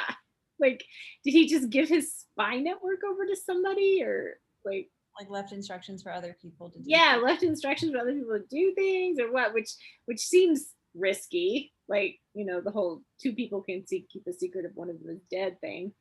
So I don't know. I thought that was a little bit like, really? Yeah, I think the Courtenay thing feels very pasted on to me because we never like meet Courtenay. We just hear about him. We don't have any real insight into like what's going on between him and Elizabeth, and like thrusting Lyman into the middle of this is very like I don't think Dunnett does it that well. But. Yeah, I think it feels a little bit like she needed a danger. She needed Philippa to be in massive amounts of political danger, and this was an easy way to do it. But yeah. Yeah, I feel like this is another one of those cases where I would understand more if I had a better grasp of European history. Yeah, true. Yeah, but like I went and Googled it and I read all about Edward Courtenay and how he was like a potential inheritor of the throne, but like the Lyman thing is still totally pasted on. So all right. Yeah. The Philippa thing makes sense. Like, okay, Margaret Lennox set her up, had her talk to Elizabeth. That is therefore like a justification to accuse her of treason. But the idea of Lyman orchestrating Elizabeth and Courtenay's communications for real is just silly. Yeah. Sorry. It's just not necessarily what he's doing, but the fact that he is doing something to try and influence things that are happening in England while he's in Russia. Yeah. Because we got the sense that he'd closed himself off to the rest of the world. And he was like, I'm just doing this for the Tsar. I want to stay in my own little corner of the world and do things here. But yet he's been using his network of spies to try and influence happenings and events around the world, which is news to me. But you could say, though, that he's doing it because part of what he's trying to do is broker this trade relationship and exchange between England and Russia. And by having leverage with Elizabeth, who he knows is almost certainly going to be the next monarch, that puts him in a better position to negotiate for Russia. Yeah. True. Now my cat is trying to eat my little colored notes. So I think also it's interesting that they talk about Chancellor, and there's two parts I thought was interesting. One is when Dee is looking at what Lymond wrote. He says it's not the comprehension of a student. Mm-hmm. So Lymond got pretty far studying under Chancellor, and Dee recognizes it. And then also Lymond is trying to set up this guy Jenkinson to be like the next Chancellor because he knows that Dee and Chancellor favored this guy, and so even though he can't Chancellor can't do it anymore. Lymond still wants the work to continue. And he even says Chancellor deserves that sort of monument. Yeah, I underline that. But, Chancellor. I like that Lymond, like, even though he's not a very sympathetic character at this point, like, I think the most sympathetic thing he does is try to, like, carry on Chancellor's legacy here. Yeah. And it's like, I love the fact that they had that, like, intellectual curiosity connection and all that. So. It's also interesting that Lymond says here, I am a musician or was. I believe the cast of mind is the same as a mathematician, which is, like, I just think super interesting because, like, lots of recent studies have also shown that, but, like, it's also this is early Renaissance, and art and science were not considered separate. They went together. So being a mathematician and being a musician as two sides of the same coin would make perfect sense. Well, this is echoed again pretty soon in the next chapter when they're talking about when they all play music for each other. Yeah. It's again brought up the link between math and music. Well, and that Lymond is, like, cut off the, like, soul part and is just doing the math part. Just math, yeah. All right. Yeah. Anything else in this chapter? Okay, so chapter 7. I read this on the subway, so I did not take notes. So I am just going to try and go through it by memory. So please, if I skip over something that's major, just say so. Or should I not summarize and you just want to jump right into it? Oh, I want to hear your quick summary. Okay. So he shows up to dinner. He has a lot of quips, really interesting quips with Philippa. She almost, like, secretly calls him out on a lot of stuff, which I love. They end up all playing sort of music for each other. He plays the song of Baida, and then something new. They're sort of secretly talking to each other in Latin. And there's a really curious moment that, Laura, I want your help sort of translating, where Philippa keeps finishing these quotes, which shows us that Philippa has learned a lot in the last 2 years, and I think really has an effect on Lymond as well. And he, like, has her stop in the middle of one, and I want to know what the rest of that quote was. Then they go into a room together to talk privately, where a lot of information is revealed. Philippa has been getting these letters from Luchpole that never reached themselves to Lymond's. I think he's a little bit impressed by that, but also a little bit taken aback that she's been reading his correspondence. She chastises him and calls him out for being an idiot, basically, and being childish, which is a lot of what we talked about. They talk about the divorce and about the trouble that she's in, and then they start arguing more heavily, and Austen Gray hears it and decides to come to the rescue, just making things worse, of course, because there's no way he would ever win in a fight with Lymond. And it ends up that Philippa sort of holds him down. It's like, just hit him already so we can be done with this, which I loved. And he does. And then he takes his leave.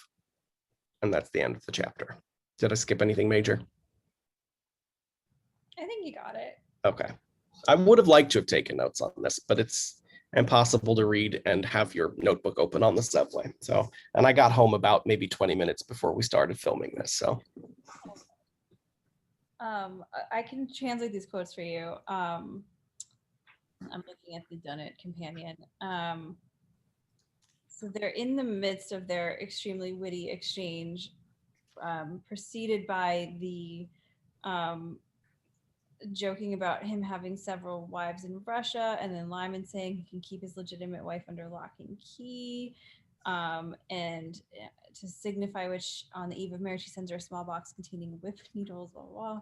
And she sends him in return a shirt and handkerchiefs of her own making. A hair shirt, said Philippa. So they're just digging their claws in a really witty, entertaining way. And he says, we may lack some polish, but distrust the society which displays overmuch dangerous charm.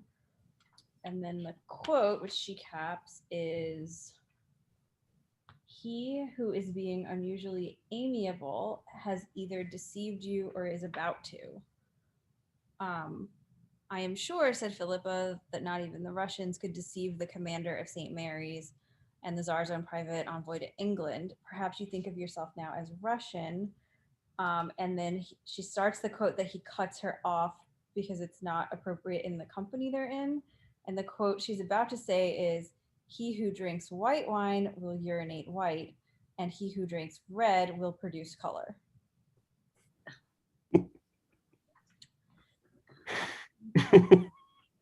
God. Let's see if it says where these are from. I guess they're just sayings because it doesn't say where they're actually from. Okay, so he wasn't cutting her off from like revealing anything, but it is kind of impolite for that present company. Yeah, he was just cutting her off from talking about urine. Oh, all right. I thought she was going to like make a quip about like what was in the letters or something. Yeah. So then, I mean, Lymond's response though sort of draws everyone's attention away from her like socially inappropriate thing, because he says a massively socially inappropriate thing where he says, Lord Allendale, you require to keep your fiance in order, which is implying that someone has proposed to his wife, which would be massively like, it doesn't matter if he's romancing her, like to actually propose to someone else's wife is so beyond the pale. So everyone's just like, then you get this murmur of laughter increased, and Lady Mary's like, you're both out of order. But I do think it's interesting because they're in like super, basically like the extremely liberal society of the time. So they're with a whole bunch of really progressive people who I think are genuinely amused by their. Oh, yeah. But it's just like he says like this cheeky, inappropriate thing right after sort of stopping her from saying a cheeky, inappropriate thing.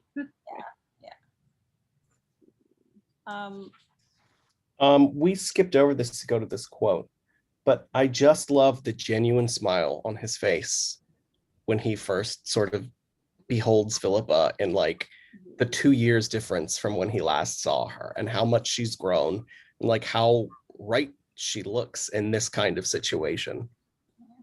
I think he's proud of her accomplishments in this moment before any of the quips begin, before any of the what is about to come happens. Yeah, and I think it even says he smiled at her suddenly because blah, blah, blah, and because he was aware of how much he had changed and of the 2,000 miles of age and culture and experience which divided them now. So he's, I think, open to her a little bit because he thinks there's such a distance between them. So she kind of gets in under his radar, gets through the walls a little bit. And also this moment on the top of 466 when he says, I may hold you to your marriage if you continue to make such impressive improvements. Does that terrify you as it should? It doesn't bear thinking about, Philippa said briefly. And then later we get her perspective of that. And her perspective is, Lymond said something. And she quickly replied, it doesn't bear thinking about. So she's not even really paying attention to him that much because she's so nervous in the moment. She's also just so witty and doesn't even have to like put in the effort. Because they're like matched. It reminds me of when the very first book, when he would banter with Christian Stewart and they just were on this level that nobody else could come close to. Yeah. I do also like how she has come in like prepared for a full spectrum of Mr. Crawfords, ranging from a rather nauseating opium addict to a man or to a gentleman like the Duke of Alva who would browbeat her one moment and try to pinch her the next. It's just like she has no idea what to expect from him either at this point.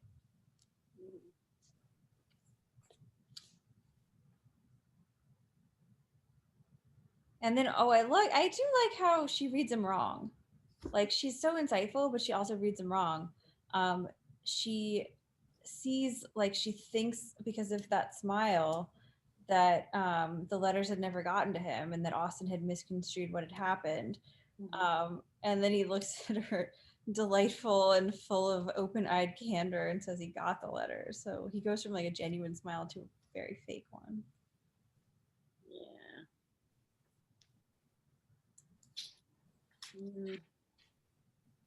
I do like how I believe it's John G says he has an insight into Lymond on 468 where he says, "You touched on something personal, an odd flaw in an otherwise rational being."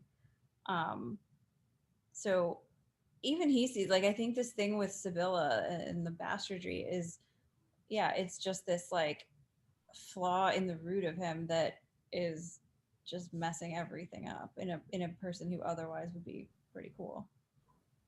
Mm.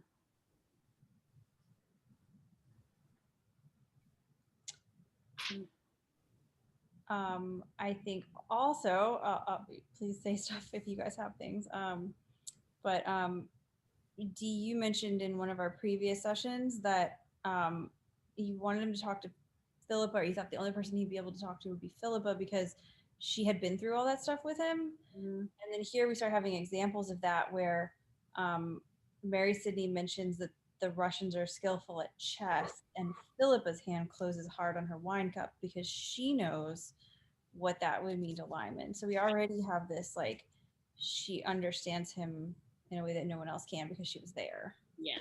Well, and also she's probably traumatized by chess as well, having been witness to that game. She wasn't one of the active members. Like, her life was never at stake, but, well, it was in a roundabout way, because she would have been Gabriel's had Lymond lost. Ugh.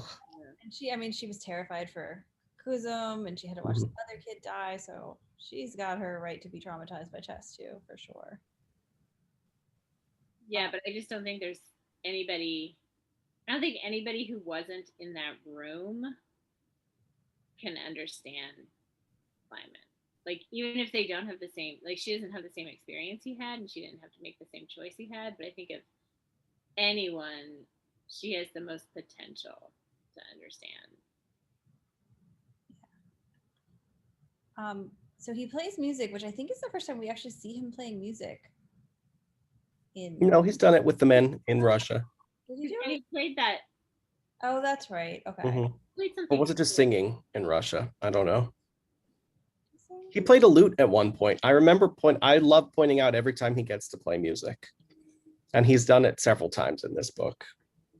But I think there's a point where he played it and then he backed off from it again later. Oh, maybe he played it Guzel's. Maybe.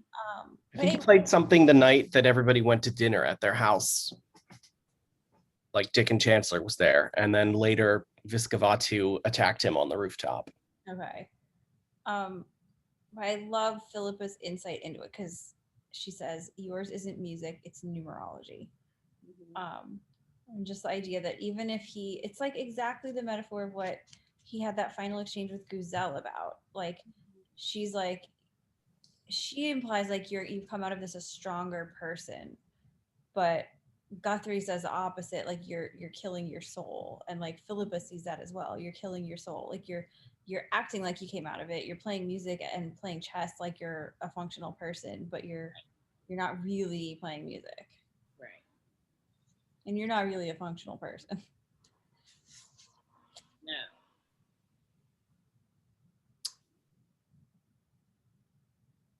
On 468, this is where he mentions that Ludovic de Harcourt was there after Philippa asks about a physician. And I just find it interesting that every time Ludovic is mentioned, we're reminded that he is a knight from Malta. It's just something that, like, keeps popping up. There's something there. I feel like there's something there. We keep being reminded that he was one of the knights, and I think it's got to be something. Yeah, I agree.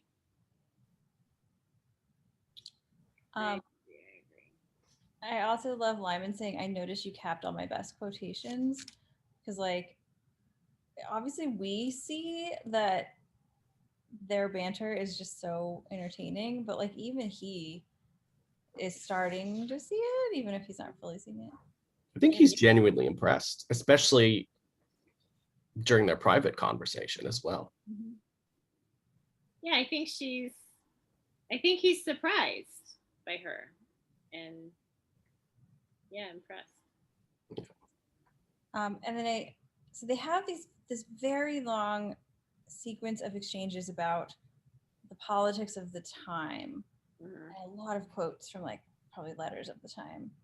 And in all of them, like, she responds as an equal, and says something witty back until he calls Queen Mary that asinine woman, and Philippa is silent. And he says, but she pays you, the point is taken. So like, I like that she's not willing to gossip and be nasty about Mary. And then she turns it back around later and is like, um, Mary in many ways is tragic, and we shouldn't just be like mocking her. Right. I think she has this sense of Mary as this like woman who's desperate and like futilely trying to change the course of her. Oh God, she's so cute. So cute. She's trouble. But yeah, I think also it's like we're like, oh my God, Lymond, stop being so annoying. But I think that parallel with Mary is really true, because Mary does ridiculous, awful things. She's like sending the Inquisition to Cambridge University. Like, she's doing terrible things, but then she's so tragic and deserves our empathy. And that's exactly Lymond. Like, Lymond is doing awful things, but he deserves our empathy too. She's still setting people on fire at this point, right? Yep. Mm, Yeah. lovely. There was something in this chapter about her doing something with coffins, and I was like, what? Something about Cambridge and coffins and something, and I was like, oh. If you find the page, we can look at it. Yeah. There's another exchange where Lyman says something about like burned people or like burned ones. Yeah, they're just talking about what she's doing, and well, they're talking about Courtney's letters, which would implicate Lymond. So Lymond says his correspondence is highly inflammable. And then Philippa says, and who is likely to be burnt? And he says, I am, and more important, John D., and more important still, Elizabeth, but not until Vans arrives with a casket, meaning the casket of letters. mm-hmm. Yeah. Which it sounded like one of Lyman's men was able to get some of the letters removed from the casket that were marked with a cross, but they don't know for sure if all of them are removed. Is that? Yeah. That seems to be the problem. Oh, here's that quote. Lyman said, she's just sent the Inquisition to purge the University of Cambridge with coffins tied to the stake and dead men tried for heresy. All for her husband, who's about to make war on the head of the Catholic Church. So it's kind of like this, she's doing all this stuff, but she desperately wants her husband to come back, and he's about to attack the Pope, so what the hell? And that's exactly, I think, why, like, she's paralleled with Lymond in the sense of she's doing things that are illogical and futile and contradictory, and all driven by this, sort of emotional need for like love and family. It's actually really sad. Yeah.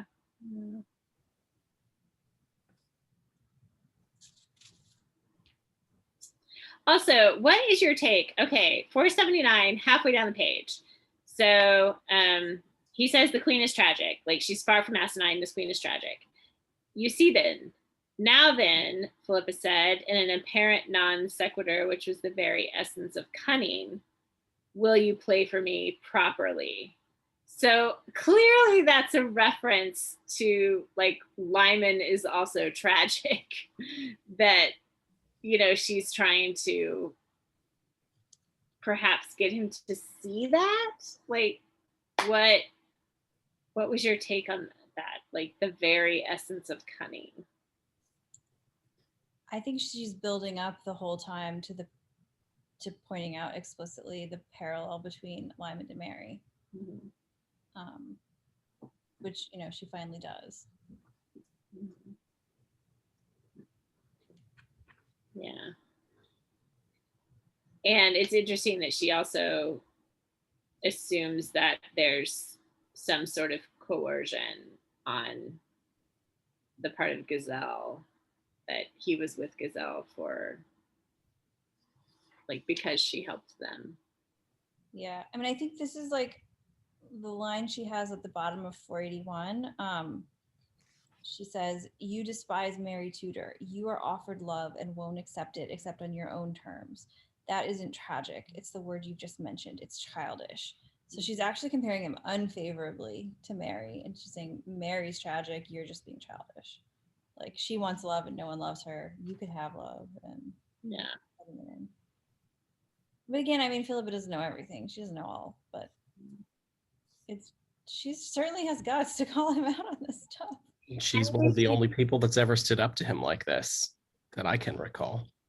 And she's also being super brave about it because she's incredibly tense. Like she sticks to her stomach and she can't, like, this conversation is causing so much stress, but she continues to go through with it, which is, yeah.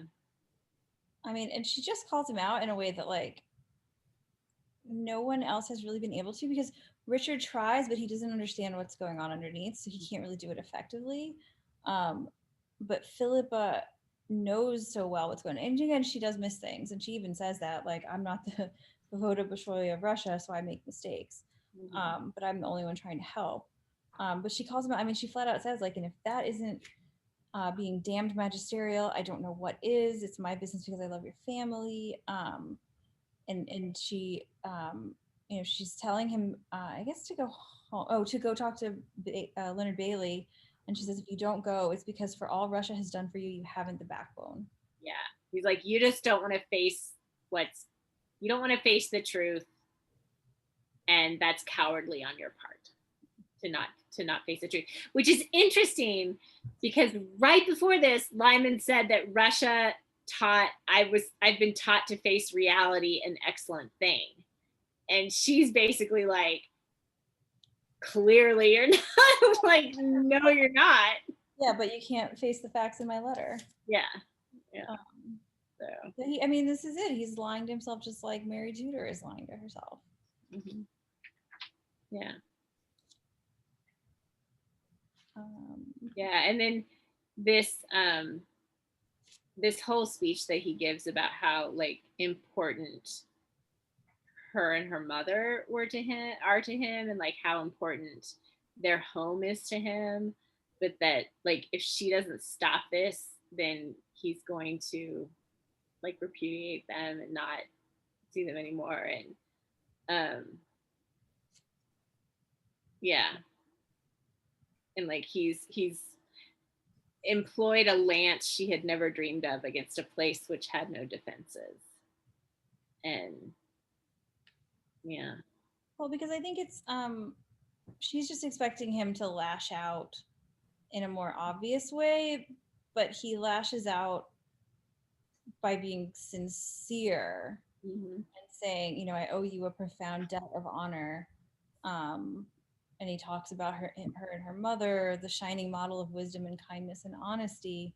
And he says, he basically says he'll repudiate them, and that she should fear that because of what it would do to him. So he uses the genuine connection they have and her concern for him to, like, hurt her or threaten her in the way that will get to her the most. Right? Because she cares about him and is trying to save him. Yeah. He's saying, like, he's basically saying, like, I'll hurt myself more. Yeah, like, because he says, like, this matter is mine and not yours or Kate's. I never want to hear you speak of it again. Do you hear me? And she says, she's crying and says, yes, but I won't do it, because she knows better. Like, she knows that he needs to deal with it. And so she's like, I hear you, but I won't do it. And he says, yes, you will. My God, do you think I said all that because I can't make you? Be quiet and get out of my life, or I shall send Bailey's papers to Richard. And that's what makes her make the noise that then Austen storms in. But it's like the thing he threatens her with is that he'll tell Richard about So I guess it's Sibylla that like he's threatening to out Sibylla to Richard, but it's just like he's kind of threatening to destroy the family and destroy both of them. I mean, the interesting is like, and before that, he basically threatened to cut himself off from Kate and Philippa. I don't know what you fear for me, but that you should fear, for I cannot afford it. So first he threatens himself, then he threatens Richard and Sibylla. But the really interesting thing is then Austin bursts in, they have this whole fight, and he's like, you were about to like agree to what I said. And she's like, no, I wasn't. You just yeah. So she calls his bluff, and he's not. Yeah. She's like, nope.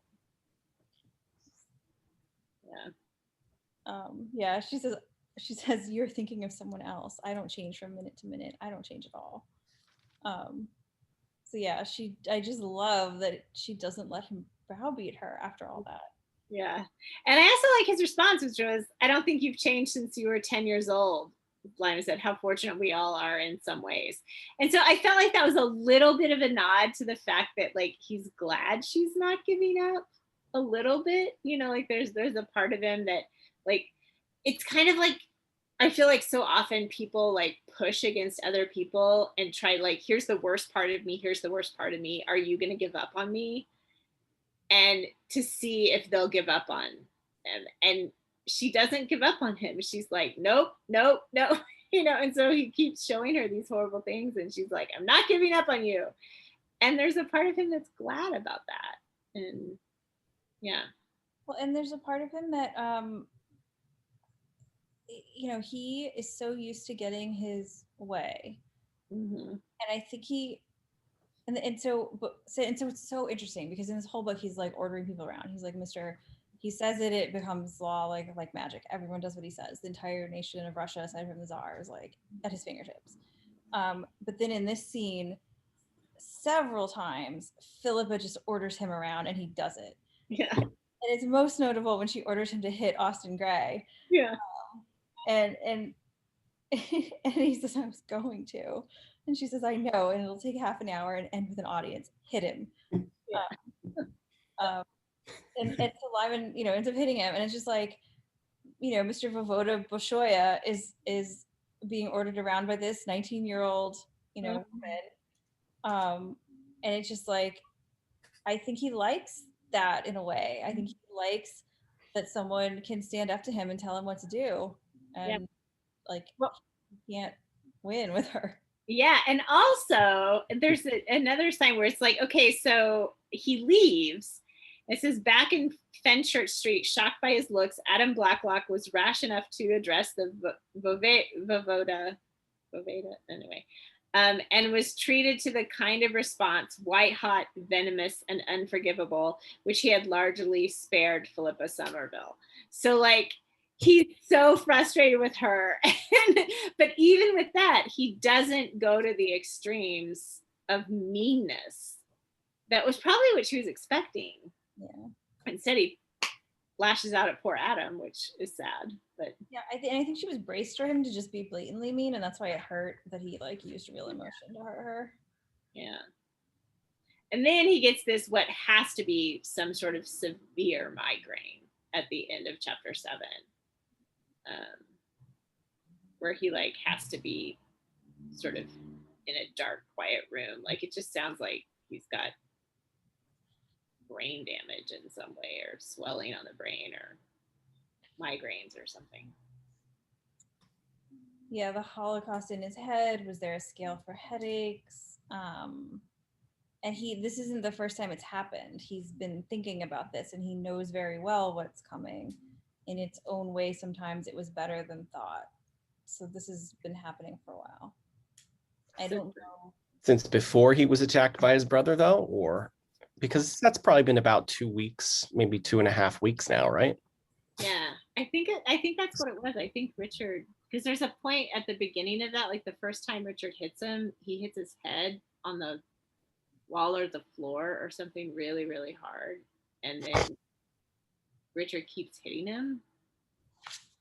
So I think maybe it exacerbated a previous injury, but I mean, he did have a lot of head trauma throughout the years, but I think it could be this just like was the straw that broke the camel's back. Is that what you say? Yeah. I just hope it's not withdrawal again. I don't want another drug addicted Lymond. Oh no.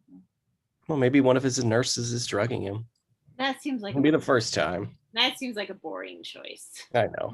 I don't think the other would do that. I have a couple other notes I'll I guess mention. One is just that he laughs repeatedly throughout this. Like 477, Lyman began to laugh and then stop and go. And then after he knocks Austin out, he like falls on the floor like gurgling with breathlessness and hilarity. Mm-hmm. This is like the opposite of how he was in Russia. It stands out so much. Like, it's not like he's in a healthy place. He's having a horrible migraine. This was a really difficult scene. But again, if we talk about him like coming back to being a human, and it's a lot of ups and downs, Mm-hmm. this is like, oh, he's having real emotional reactions and expressing them and laughing. Mm-hmm. Um, Yay! yeah. Glimpses of light. He just needed someone to bring him back from the brink.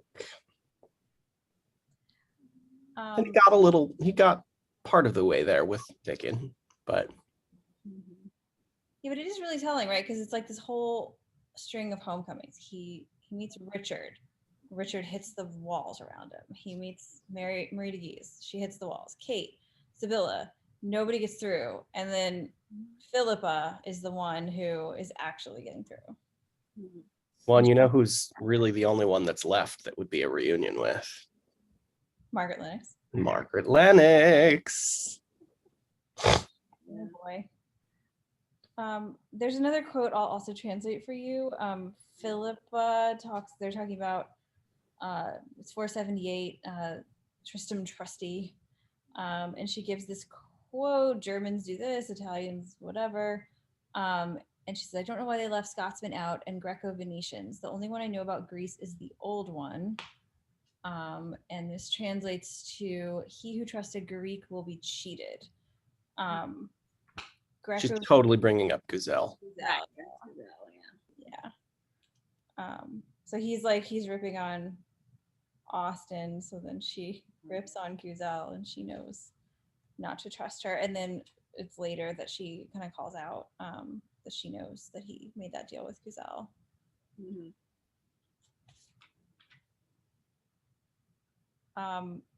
And then I also quite enjoyed just the way that they were talking about Lymond and Mary as tragic and childish. And then when Austin bursts in, it held the stuff of both climates, the tragic and the childish. And this whole scene is like farcical, but also in the midst of like a really tragic situation. And then also I wanted to call this out because I think it's a really interesting contrast between Austin and Lymond. So Austin is the nice guy and Lymond is the dick. But Philippa orders Austin around. Repeatedly, she orders Austin, you must stop now. Austin did not respond. Austin, you are fighting an unarmed man with a sword. Austin pushed her out of the way. So he doesn't listen to her, he pushes her. Meanwhile, Lymond, who is super emotionally messed up and having all these reactions and stuff, he doesn't push her. He does what she tells him to do. So I feel like the don't look at what I say, look at what I do between Austin and Lymond is really telling. Mm. Well, you get the sense that Austin, I don't know. He seems like the kind of guy who like wants Philippa for what she represents, but not who she is.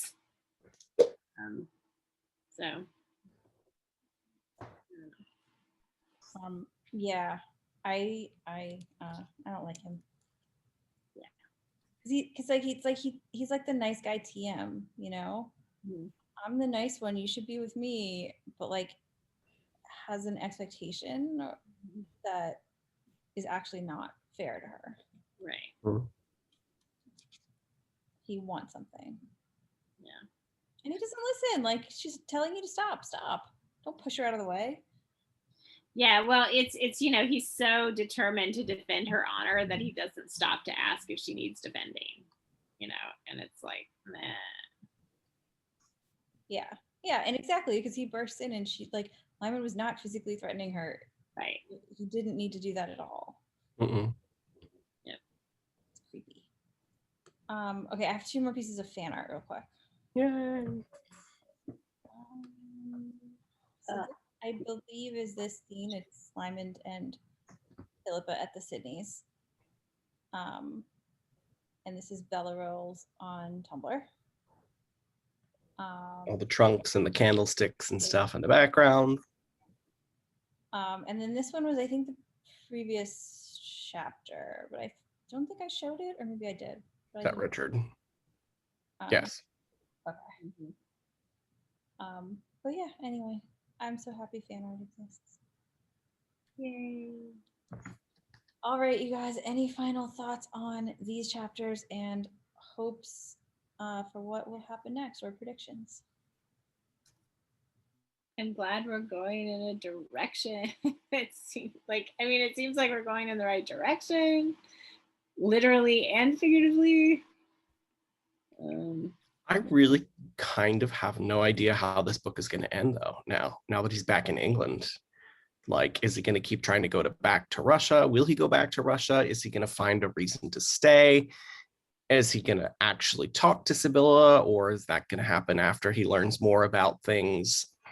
Are there any more family secrets that are going to be spilled? You know, there's a checklist of things that need to happen before the series ends for me to be satisfied. And we're getting closer and closer to the end without those things having happened yet. So, I mean, there's threads hanging with DeHarcourt and Danny. There's threads hanging with the espionage and Elizabeth, and like Mary's gonna die soon.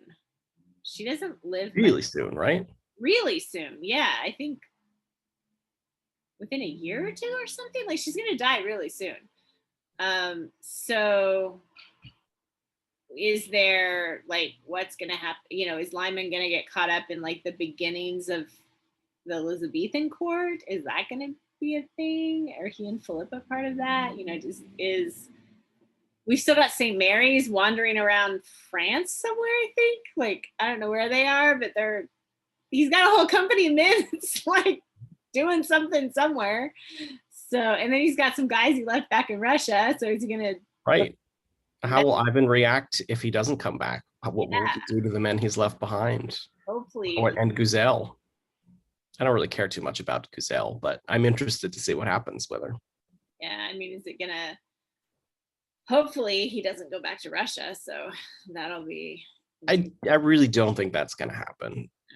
But I'm intrigued to find out what it is that persuades him to stay or to go somewhere else. Yeah. Because I don't know if he'll staying in England or Scotland.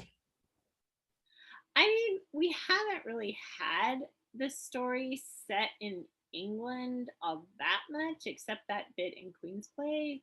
They were in England, in London for a while, so it might be interesting to stick around England. But he's got to figure out his family stuff, which seems like France is the place to figure that out. Like, if he's not going to go do the logical thing, which would be go ask his mother, because he's an idiot about this. But not yet, at least. So maybe he's going to go to France and go to Lyon and figure out what happened there. Again, Marta and Jarrett, where the hell are they? Got to bring them up every once in a while. They're still out there somewhere. Still out there wandering around. Hopefully having fun. Hunter. I doubt it. Yeah, Danny Hunter. Danny Hunter still out there somewhere. Liam Rowe. I do hope we get a little bit more of Liam Rowe before the end of the books, but I wouldn't be surprised if he doesn't really fit in well, then it's fine if he doesn't come back. I mean, that's a whole interesting thing. Are we going to get more like Irish-English conflict stuff? That might be interesting. We're obviously talking about book 6. I don't think that's going to happen in book 5. Yeah. Yeah, I have a pretty clear idea of what's going to happen in book 6. I think that's where the family mystery will finally be solved. I agree. But I have no idea how this one's going to end. Like, I don't know where it's going. Except I think the Russia thing will be resolved. So, yeah. And I don't know how yet. And then somehow the save Philippa from the espionage sort of Damocles thing is going to happen. And Or I wonder if there'll be like a showdown with Margaret Lennox, who's clearly orchestrated Philippa to be in danger. So hopefully, yeah, two of them confront her. And I'm super glad I don't know how she dies in real life, because that would definitely give me a clue as to what's going to happen to her soon or later. I don't know. I'm glad I never looked that up. yeah, I don't know how she dies, but I do know something about her. But Oh, I thought you were going to say, I do know that she does die. I was like, well, I would imagine. dies. but it doesn't really tell me anything about what's going to happen in this book. So Right. I just know that Darnley ends up marrying Mary Queen of Scots and is pretty awful to her. Yeah. Which is not a surprise. Not a surprise. By Margaret Lennox. And she possibly conspires to have him killed. Probably justifiably. Yeah. Oh, Mary Queen of Scots conspires to have Darnley killed? I didn't know that. Mm-hmm. Yeah, because he kills her like friend, secretary, like in front of her, has her friend murdered in front of her. Oh God. Yeah. Darnley's definitely Margaret Lennox's son. Mm. Yeah. Yeah, I mean, you're talking about like how are things going to be resolved before the end, but at least we're like back among all the characters that we'd want things to be resolved with, so we're getting closer. Well, most of them. I hope we see the Sydneys some more. I like them. Yeah. It's kind of fun to see. I hope John Dee has a bigger part too. He's cool. Ooh, I like him. Yeah. I want more prophecy. Give us more. We do know that he sticks around. So yeah. I mean, obviously the whole espionage thing has got to get resolved in a way that Dee is not implicated to the point where he would be executed, because he's not. So he survives through Elizabeth. Elizabeth will be fine too. So yeah, Elizabeth's gonna be fine. Dee's gonna be fine. So hopefully Lymond and Philippa work, make it through as well. I hope that we don't end with both of them in the tower. Can you imagine if the final page of this book is like Lymond and Philippa locked in the tower or something? Oh, I can't see that happening. About to be executed, and then Mary dies or something like that. I see more of the two of them ride off into the sunset, and their journey continues. Not in this book. I think they're gonna ride off in the sunset in the next book. Yeah. Oh, you meant in this book. I mean, we've never really had a big cliffhanger, so maybe since it's going into the final book, there'll be some sort of cliffhanger. Yeah, that's what I'm saying. Like, I could see this book ending with like them getting arrested for espionage and like locked in the tower or something, and then that's the end of this book, and then sort of Ring Castle. I mean, we're ending, but I don't actually. I think that's a little far fetched, but it would be hard to go back to Russia. Yeah, certainly prevent him from going back to Russia. That's true. Yeah, no more Russia. Lock him up somewhere. Looking back, I don't mind the Russia section now as much as I did, because it was definitely interesting, but I don't want to go back. I mean, in real life, I'd love to go back to Russia, but not in the book. Yeah, it's fine, I think, for the relatively brief in the grand scheme of things, but we well, this book is sort of now similar to Disorderly Nights in that, the first half takes place here and then the second half, although this book is more in thirds, but still. It's like you think the whole thing's going to be in Russia. I was actually surprised that he came back to England so soon. I thought he'd be in Russia through to the end of this book. So, but I'm super glad he's not. I like Disorderly Nights better, like the Malta section better than the Russia section, though, because it's just so much fun with all the psychological manipulation and and there's some great action. Like, I just reminded myself, I think yesterday or today, it's like, oh, there's that whole scene where like Jarrett and Lymond rushed into the burning building to try and stop the bomb from going off. I was like, that was such a good scene. Such a good scene. If Russia had more scenes like that, I would like the Russia section better. Yeah. Or that scene where like Lymond and Gabriel like jump off the wall of the city, and There's And a whole then mystery about finally, the piece of the paper and Yep. The siege of Burgu, was it? No, Burgu was the main city. that was the other. It was I think it's Medina. Medina, yeah. Um, Anyway, any final thoughts before we wrap? No. All right. Well, thank you everyone for watching and commenting. We appreciate it. Bye bye. See you next time. Bye.